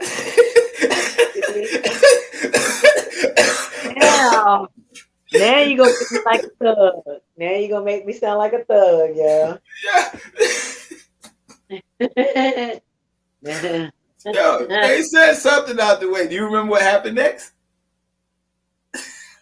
I think I confronted them or Flows did. One of us did. Yo, and the next thing you know, y'all start swinging. You and the girl swung on the guys. Sit down. Yeah, I swung on the guys, yo. And it was like it was about to go down. Yo, it went bad for them. Yo, it was like it went bad that night. Yo. Bad for them. Those. And all my life, I was always taught never to discriminate, male or female. They'd be like, some males be like, yeah, but the nigga really wanted to do this. He gonna do it, regardless. He gonna do it. It don't matter. I done been there with him. So just because you male, don't put no fear in my heart. At the end of the day, I was raised with a brother. Right. And a brother who liked to try to fuck me up. Well, you fat bitch, I'm gonna get your ass. How about that? Yeah. And it's like, I just remember the blows went throwing. Y'all threw the blows. The ladies started throwing blows at the guy. And all I could think of is we're gonna fucking hurt y'all if y'all hit them. If you swing back, we're gonna fuck y'all up out here. But y'all didn't need help. Y'all had it. That was the thing that blew my mind. Y'all didn't even need our help. Y'all didn't even need our help. Y'all handled it. It's like, yo. Wow. Yo, those memories. Those memories. Was you there the day we was at Vasolis? It was Flawless. And Rod turned it out. Rod turned it out, right? Vasolis. What's the club where Sam used to work at? Noor. Noor. We was walking down Glenwood, minding our business like we do. And they tried to holler at one of the Flawless girls, and the girl said something, and the guy said something, right? And it's like, yo, we were squad deep. I think we was riding with Emery that night. I'm pretty sure you was there, yo. I'm pretty sure you was there. It was like the guy said something out the way. He called her a bitch. And why did you do that? And next thing you know, I took a wild shot. It missed. He said, I took a wild shot. I took a wild. I swung one of them drunk punches. It missed. And I thought it was over for me. But then I turned around and Rod came out of nowhere. And I didn't know Rod boxed a little bit. Rod knows some shit. I didn't know that. Rod is from fucking what? Jersey? From Jersey. I cannot spray my laptop. I got a fly in here and this little sucker is fat. Wow. But yeah, Rod, he definitely he got a hand on him. He stabilized him. I'm gonna say that. He stabilized the situation. He did his thing real quickly. It was a boop, boop, boop, boop. Kind of like Tyson Fury. They went down like Deontay Wilder. He stabilized. He's like, well, you boxing. He boxes. I didn't know that. But I'm like, yo. So it was another one of those moments. It's like when we were out, yo. It's like we all stuck together. We came together. We left together. Yeah. Male and female. And it's like, yo, some of them stories, some of them memories is like, yo, priceless to me. Like, yo, if we could write books on that stuff, people wouldn't even believe it. Like some of the stuff, and you were there firsthand for a lot of it. I remember one time, I'm not even going to throw the name out there, in front of your house on Harrison. I messed my damn wrist up. Yeah. This nigga took a tree to hit somebody in the head. Not a branch. This nigga picked up half a tree. Yeah. Yo, my arm was fucked up, Shelly. You see me in the brace for months. It was fucked up. I had no choice. I couldn't let him take me down in front of you and in front of Amber. I was like, nah, it ain't no way. It ain't going down like that. When I tell you, these fucking walls could really, really write a damn series and it'd be a comedy. Right. Even the bad shit, you can make funny later. Even the bad shit, yeah. Great times, y'all. I remember D Terrell and then who you swelling up on? The Flubs almost had to get into it with D Terrell. I remember that. That was a D Terrell. I love D Terrell to death, yo. But it was like that day I couldn't let it go down. Bad shit right then. I was like, yo, why are we always late to the party? Right. Yeah, that shit real, yo. But it's like great memories, yo. And again, it's like, yo, I thank you because, like, again, none of those memories would have been possible if it wasn't for you being there. Dope, yo. And it's like, so a lot of my story is connected, yo. It's like from the whole fam clique, salute to the whole fam clique, yo. It's much love to them. But it's like, even that, me and Shep, when we was going through, we was doing our thing, he was right there. He was right there through it. When me and P was doing our thing, he was right there through it. You know what I mean? So it's like, yo, salute. It's like, even Tech, you remember Tech, the camera guy, my brother? Yes, indeed, your brother. Yeah. It's like, yo, even our first shoots is like, yo, you coming out there to the pool, holding it down. It's like, yo, it's so connected so many different ways. It's like, yo, I salute you, yo. I really thank you, yo. For real, for real. It's like, yo, great times. It's like, I remember one time at the brewery, you and my other sister Reagan was there. Dope. We got the photos of that. So it's like most of the good moments in my life, it included you. Like even the red carpet where we in an interview, CMAs and all that stuff. But it's like, do you remember leading up into the CMAs, how like pissed we was? Because like, yo, we felt like we won't get our respect. You remember that? Yeah. It was like that every year with every group though. It wasn't just y'all. Right. It was every group. And then it's like, yo, how did it feel, right? When we performed, right? We did the NCUMAs that year. We did the CMAs that year. It's like we went in with something to prove from the outside looking in, even though you in the group, right? Being on the stage. How did it feel to see the group do their thing at the NCUMAs and the CMAs? How did that feel for you? The best way to describe it is when you see your child walk across the stage and grab that diploma. You know what I mean?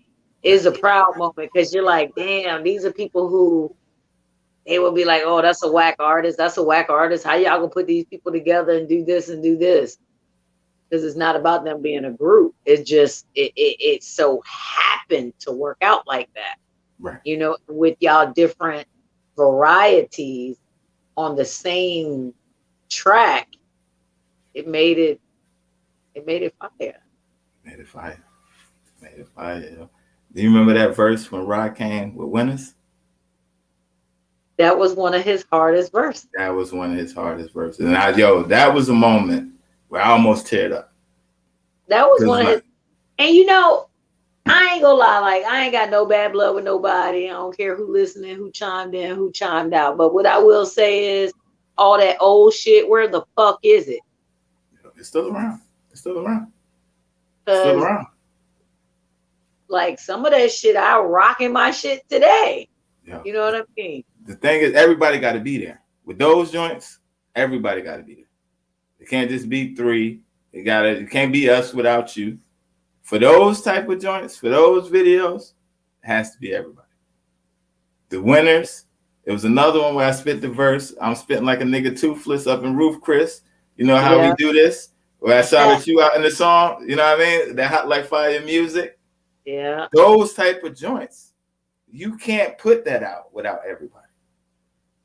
So it's like, yo, it's in God's time. You know what I mean? I always be trying to, mediate and put it together. So, yo, we're going to, one day, because we got to Living It Up, too. You remember Living It Up? I want that one. It's a bunch. It's a bunch that people, they don't know about. There's a bunch that people don't know about back then. But I think everybody wants it to be the same way. It's like everybody has to be on those certain type of joints. It's like it ain't gonna work with just 3 or 4. Everybody has to be there. And even the 5, it ain't gonna work if you ain't there. So, in God's timing, when it's time, that's when they'll get it. Until then, it's in the vaults. It's just like the joint you spit on. It's like the one you spit on in the beginning. How did that feel? Because that wasn't your first record of you being on, but that was the first one with the crew.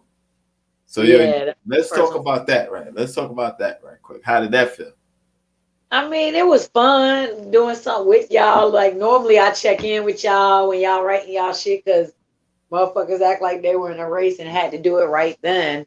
You know what I mean? and I check in, smoke some, giggle, whatever. But actually joining in, being a part of it, fucking up, having to go back re-record, it was fun. Yeah. Nothing that I would make a career out of by any means. Yeah. That record right there is symbolic because you and Emery both rapping on it. Yeah, Emery, that was dope. big old cut. Yeah. That was dope. But I'm not gonna front. That was an awkward video for me. That one was awkward. That was an awkward video for me. That one. I love it, but it was awkward. Why was it awkward? Because it was different. It wasn't how we were. Which I'm normally used to. Right. You know what I mean? And it was like, around that time I was ego tripping. I was in my pride, and everybody know pride comes before the fall. At that time I was off my path. And I was more embarrassed coming back, like, these are my brothers I betrayed and let down. You get what I mean? Because at that time I had stepped off. Everybody else was still united. So coming back, it was a hard feeling, like, these are my brothers. For whatever the reason, whatever the case was, where I went through what I went through, y'all were my family. So coming back, it's like, boom, we doing a track and we doing a record. It was like I felt on the outside on that one. If that makes sense. Yeah. But I put myself there. It wasn't like they shut the door on me. I put myself on the outside. So that one was awkward for me. But when I look back, it's like, if I would have knew then, that's history. Tommy Senior, Loey, all of that. We was at the Expression Tunnels, and what we would represent hip hop, where hip hop was about to change and going to what we got now. Is like now you see the NC ciphers and stuff like that every year. It's like that was originally one of the first ones, but we didn't know that going in. We just around it, we just did a track. But what it became is like, boom, if we would have knew what we knew, I think we could have made it so much more. And that's another track that people never heard that I think is a banger from Team Collective, especially with y'all up there. I would have loved to perform that with y'all. To see you perform that would have history though. That shit would have that shit would have went down in history, So it's like it's those moments and shit like that where it's like, maybe in a perfect world, a fucking reunion might happen, and you come out there and you spit that shit. 5 in stilettos, runway strutting it. You know what I'm saying? Like, money. T shut it down. He ain't saying nothing. That was my shit. Those men, salute the big Tommy Senior, that joint right there, Mike Blaze. It's those joints. Here for that song. He definitely did it. Yeah. And he put it together. He orchestrated it all. And one thing he told me, one thing that I admit on air, Tommy Senior told me, he said, I see what you're trying to do. You're gonna regret it later. I see what you're trying to do. I had it moving. I was moving. He said, I see what you're trying to do, but you're gonna regret it later. And at the time, I'm like, so we had a lot of respect for Tommy Senior. So when he said it, it's like, I don't want him to look at me like, I'm messing up. You get what I'm saying? But it's like, looking back now, I understand what he said. I understand now what he meant. I understand what he meant now. We gotta go through it, learn, and that was the only way it was gonna stick. That was the only way it was gonna stick. And it's like, so again, for everybody to be healthy, everybody to be blessed and evolving, that's what means the most to me. You know what I mean? It's like, regardless of music, outside of music, y'all family. So to see everybody evolving, everybody happy, everybody living is a blessing, And it's like, you can never rewrite that. Maybe one day down the road, they'll do a Team Collective movie like they did New Edition. You never know. Because it's like, we played a major part in the history game. But it's like, again, it's like, Shell, you are, like you say, well, I didn't have a role. You had a role. You had a role, And don't ever feel like you didn't.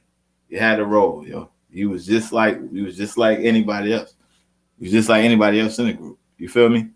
So it's like outside of that, we were before that, we after that, but it's like, I want you to know, like, you're iconic, one of the major pieces of that puzzle when we did our thing. And it's like, it wouldn't have been a Team Shut It the Fuck Down if you weren't there.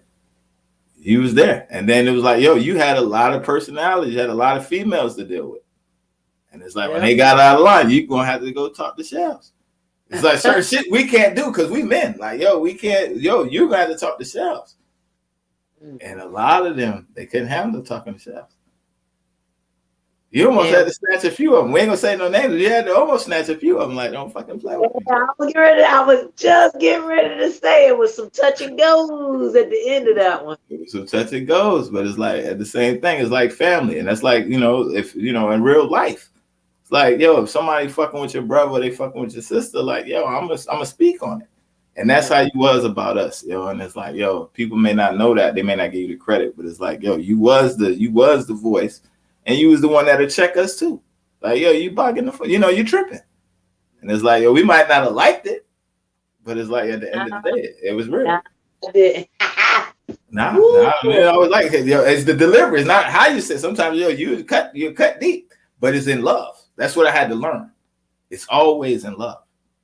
It's always out of love. Like, yo, it's people that love hard or they care about you, they're gonna correct you. Even the Bible say that. The Bible said God chastens the people he loves. If he didn't care about you, he'd just let you go off the path and let you. Right. Yeah.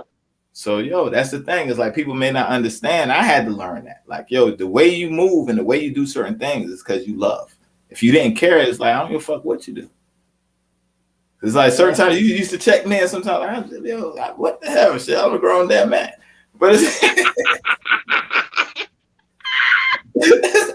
but it's like, yo, it's out of love, yo. And it's like, he said, I'm a grown damn man. Right, I had to, but it's like, yo, it was love, yo. And it's like sometimes we don't always see that's even like a parent. Sometimes they give you a hard lesson, a hard check. And it's like your feelings might be hurt in that moment, but it's like 10 years later, 5 years later, it's like, damn, like, yo, that person really, they said that because they love me or they seen me about to make a mistake. So it's like, yo, it's always been real, yo. And it's like, I thank you, yo, for real. I salute you and I thank you. Yo. I can't even say it enough, like, yo, because, yo, you don't even know. Words can't even express, like, yo, how much you influence me. Even down to certain things we talk and we laugh, you know what I mean? It's like even the slang, inside jokes we have between me, you, P. It's like certain things people don't understand it. It's like, yo, this was our thing. Bond was there, D-Boy situation, even White Boy Matt. It's like certain, it's like there's so many people that's tied in. Damn, it's I like, forgot that. Yo, you know what I mean? So it's like, yo, those days were priceless, yo. Those days are priceless. And it's like, we can't forget that. There for that clock. The clock, yo, salute, yo, that shit, even shit like that. Yeah. What would they say on Smack and shit like that? Don DeMarco, that's where they need to drop that and shit like that, even with the clock and shit like that. It's like, yo, I remember at the pool, come out, yo, the coast is clear. No, it wasn't. He said, no, it wasn't. Yo, we done been through all types of shit. Yo, we done seen all types of shit, yo. And it's like, and I love you for that. And it's like, again, you can't relive history, but it's like you can hold on to the memories. So it's good to reminisce and do it in public because like even like Kenny Mack was around. That's family. Like certain people are family. Like it don't matter if they was crew or not. Kid Days. Remember Sean Kid Days? Yes. Go. Yeah. So, that's what it's all about, yo. Giving you your flowers, Shell. And I'm sure I'm not the only one. We miss you. Not that you ain't around. We miss you on the scene. We miss you doing what you do. We miss you, especially. It's some people that just tuned in because they like, yo, I know Shelly's going to keep it real. Shell's going to keep it real. So it's like, yo, on that mic and stuff like that, I don't know if that's something that you see down the road, but it's like, yo, I can see you doing a talk show. I can see you on the radio. Now that I ain't got a second gig, yeah. I got time now. Yeah. And that's, you're good at it. You're good at it. TV, baby. Go in for that. You're good at it. That's pass interference. What the fuck? Yo. So again, yo, we definitely, yo, thank you. You got any words, any shout outs you want to do right now? Any last statements or whatever you want to do? It's all about Shelly Dee today. Shelly, damn it, motherfucking D. Put some respect on the name. Look, I had leg day in the gym today, and all I can say is my legs restless in the mug, but As far as you, I would like for you. I know how y'all did with music. I used to hate when y'all would get a bomb ass song, focus on it, get the video, and then move on to the next song. What the fuck? Whatever. Stick to this. Stick to this. How your boy say it? Slow motion better than no motion. Positive millions. Motherfucking millions. Millions.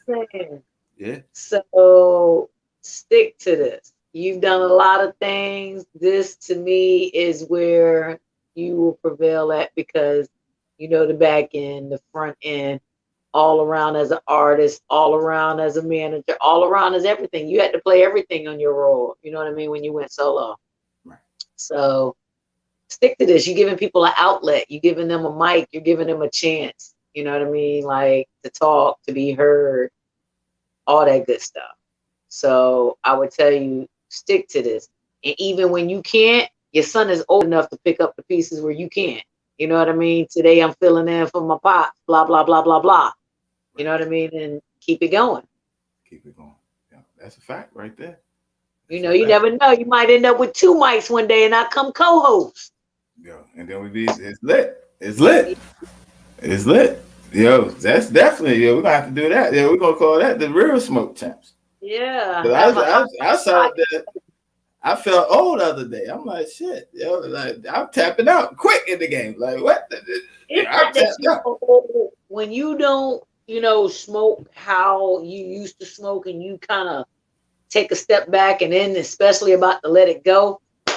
Let's get this 28-7, baby. Let me see it. Oh, y'all better be glad y'all ain't at home so I can hear them cannons. Anyway, when you're not used to that consecutively smoke, you're gonna tap out because you're so high. The only thing you can do is go to sleep. Yeah, some people can eat it now.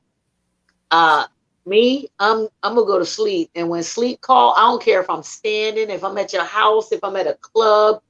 Baby could be at a strip club. Ask Bestie right now. I done fell asleep at Amnesia. Sure indeed. You see Bonnie? Nah, we ain't fucking Brady, baby. He's already taken. He over here fucking his team up right there, though. Bon. Yeah. So y'all up 28-7? 28-7, baby. Hell yeah.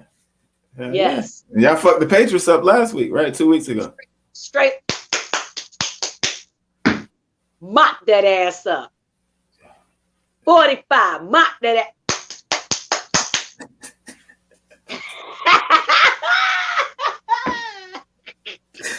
Yo, this shit, yo. I'm telling you, yo. This shit right here is this normal, yo. This is how we normally do, yo. And it's like that's the thing, it's organic and it's real, yo. It's like it's a good time, yo. So I love you, yo. I love you. I ain't even gonna front. Yo, I can't even say it enough, yo. I love you too, yo. I love you, yo. Yo, so all right, boom. You got any last closing words, yo? You want to say anything before we sign off, yo? Before you do that, I want to thank everybody for tuning in. Whether y'all watch the live or y'all watch the playback, today we're giving flowers to Shelly, damn it, motherfucking D. Be sure to follow her on all social media platforms. You can follow her as Shelly D _1 on Instagram. That's Twitter too. Yep. Yo, tap in. Hot Like Fire on Facebook is on the bottom down there. HOTLYKEFIYA. Yo, you'll find her modeling pictures and stuff like that. Yo, don't stalk her. She don't want y'all. Cause they go, yo, Shell. I be showing some people see your pictures sometimes. They, your sister though. Like, bro. Like, go ahead. Sometimes I'm gonna say this on there before we go. Rocking with no young bucks. If you under 40 and you ugly, keep it pushing. I ain't got time. Sorry. Yeah, sometimes me and P tell them, go ahead, and we'll sit back and watch them get shot down. I mean, if you know me and P do that, I know you gotta know sometimes me and P sit back. I'm gonna tell you one thing about women today, especially women over 40. Some of them 35 to 38, but especially women over 40. We don't mind being stingy with the pussy. Right. We don't mind. We don't have to have an intercourse. As long as we get a nut, we good. You know what I'm saying? So when a bitch tell you, oh, it's been months since you fucked somebody, and now I come along and all of a sudden, oh, bitch, don't think she lying because she don't need you. She just need to entertain the motherfucker at that moment so she can get her nut. Or either she tired of doing what she do. We bitches can go for years without fucking. Please understand that. You know what I mean? That's not what it's all about. I'm so sorry. Especially me. What? No. I'm sorry. I like being stingy with my shit because not everybody deserves my shit. Yeah, I feel you, sir. I gotta say it on the air. I see you make a grown damn man cry.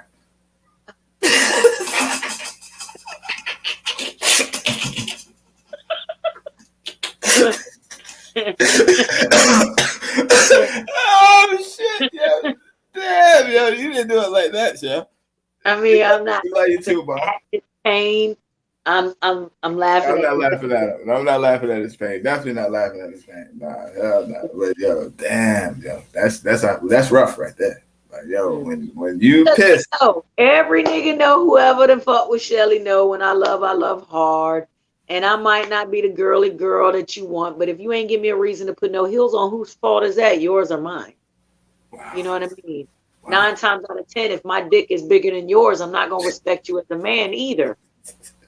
Whose fault is? You know what I'm saying?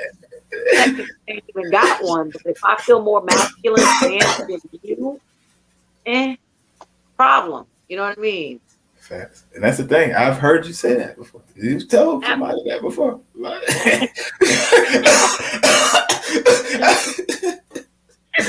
Yo, and that's the thing. It's like, yo, but you honest, yo. You honest, you authentic, and you real, yo. And they don't make them like that, yo. And that's the thing. I wouldn't change the damn thing about you.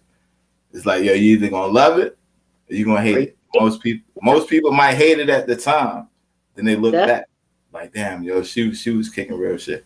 So it's like, even in that, I never heard anybody, even in those situations when you had to check somebody, they didn't go back like, yo, that was fucked up. Even the clock, that motherfucker know. Like, you don't tell, you don't do that. They know. You know what I mean? So it's like, Nah. When somebody say leave, you supposed to say, all right, have a good night, or don't say shit at all. Just make sure you get the fuck up and out. Yeah.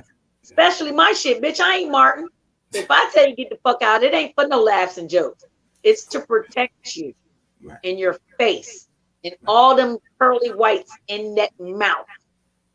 Because that shit could have ended up on these hardwood floors. And I just didn't want to sweep up no fucking teeth that night. Right. That's a fact. That's the thing. That's real shit, yeah. That's real shit, yeah. So again, yo, we celebrating, yo. Shelly, damn it, motherfucking D. Put some respect on her name. She's still out here. She's still outside. Matter of fact, we didn't even talk about that. You outside like a motherfucker. Yeah. You traveling. You motherfucker seeing the world. You damn putting your feet in pools and shit, waking up the pools. I'm like, damn, Shelly traveling like a motherfucker. Yeah. When I made that pact for me to travel, that's when I realized ain't nothing keeping me here in North Carolina. Not nobody, not no entity. Nothing is keeping me in North Carolina. If I want to reside here, I'm going to move wherever the beach is.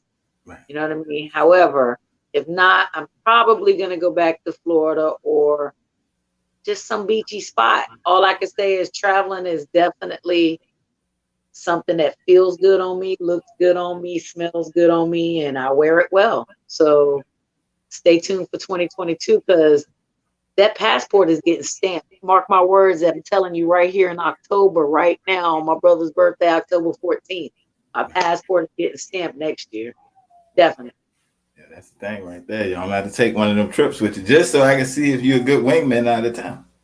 Man, out of town. I know you're a great out of town wingman. Yeah. You probably you probably leave me and shit out of town. Like, yeah, I'll be back. I ain't fucking outside. When I went back to Florida the beginning of this month, I was like, yo, I will stay here right now if you send a ticket to my son and get him down here. Wow. I will stay right now. Right. I tell any dude that approach me, I'm not here living wise, but if you send a ticket to my son, I'll stay. Boom. You know what I mean? When you fucking with a bitch over 40, come correct or not at all.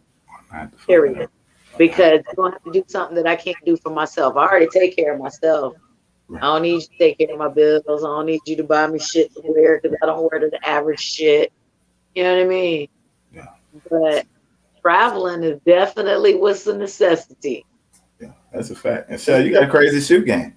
I don't think I ever seen you wear the same damn shoe out. Now you might wear shoes around the damn house, but I don't think I ever seen you wear a damn shoe twice in 10 damn years.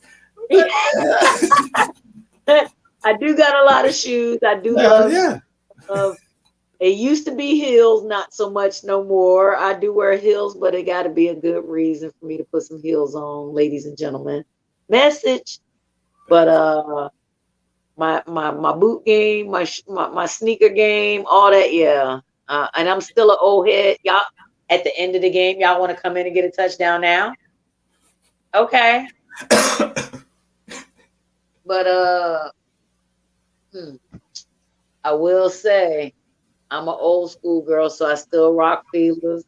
You know, I still rock Timbs. Well, everybody still do, but I still rock anything old school. If I can find some Reebok classics right now, I bust them bitches out come 2022 summer with no socks. You killing me. Straight like that. Killing me.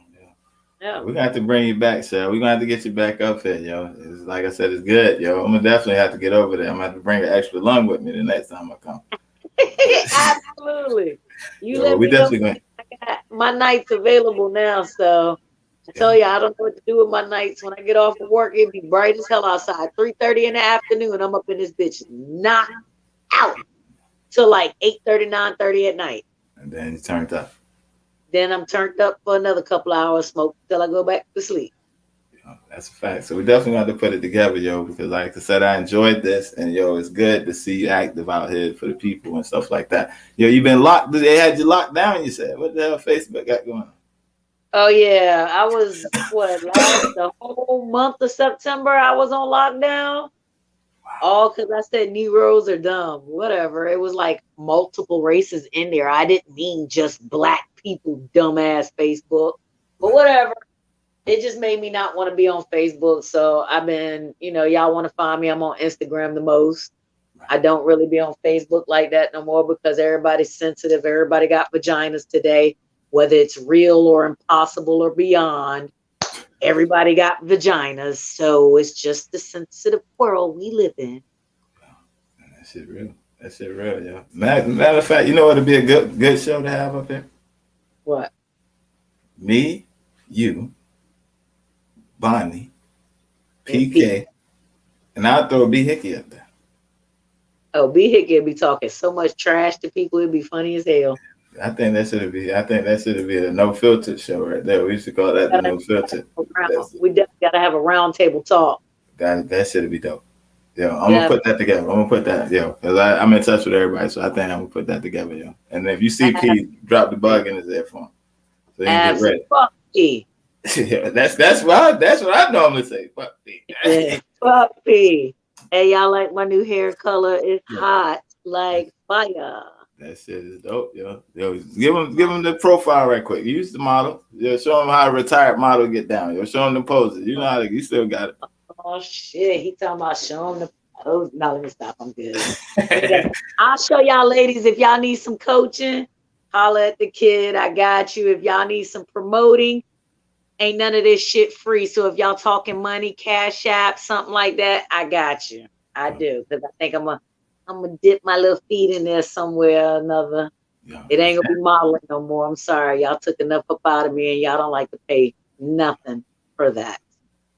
It's gonna come. So, the money coming. Like you said, they better have their motherfucking money right when they come. But it's like you well worth it. You done paid your dues. You definitely deserve every penny of it. That's the thing.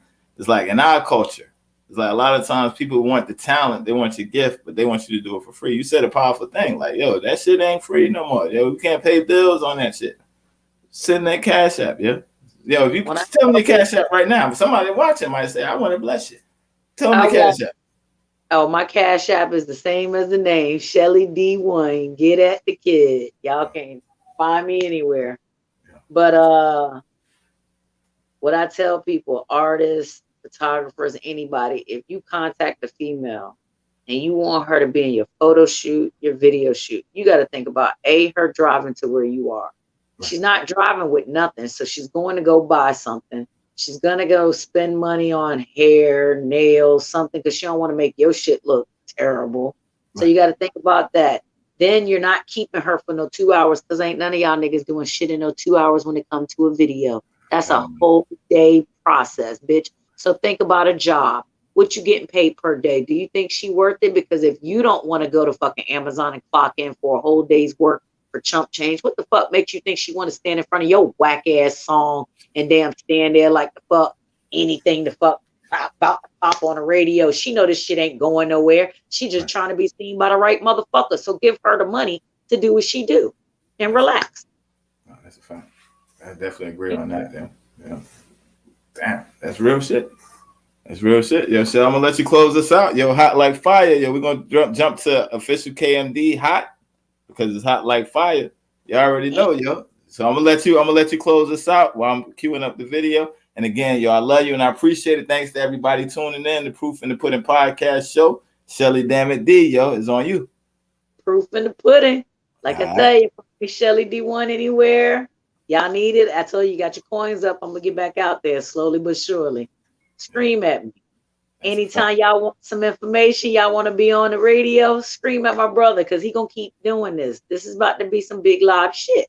And like I said, keep planning big shit like the whole round table talk, and we can do that. Hell, I think we got one on wheels right now. Somebody trying to talk about. Let's do it. I'm with that, yo. Let's do that. Let's put that together, yo. We can definitely do that shit. Yo, so we're gonna put it together, yo. And I thank you again, Shell. Yo, how long you gonna be up? Oh, I'm gonna be up for a while. I'm sober and my game's still on. We only in the third. I'm gonna see how these babies acting and shit. If anything, I hit your phone and let you know what's up though.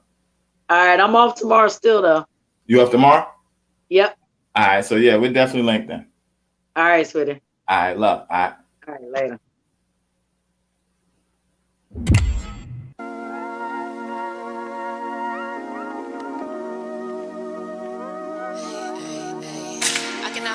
Toxic, back on my boat with that hot shit, ayy. BB's gon' fuck up your optics, boy, I been lit, I got options. Too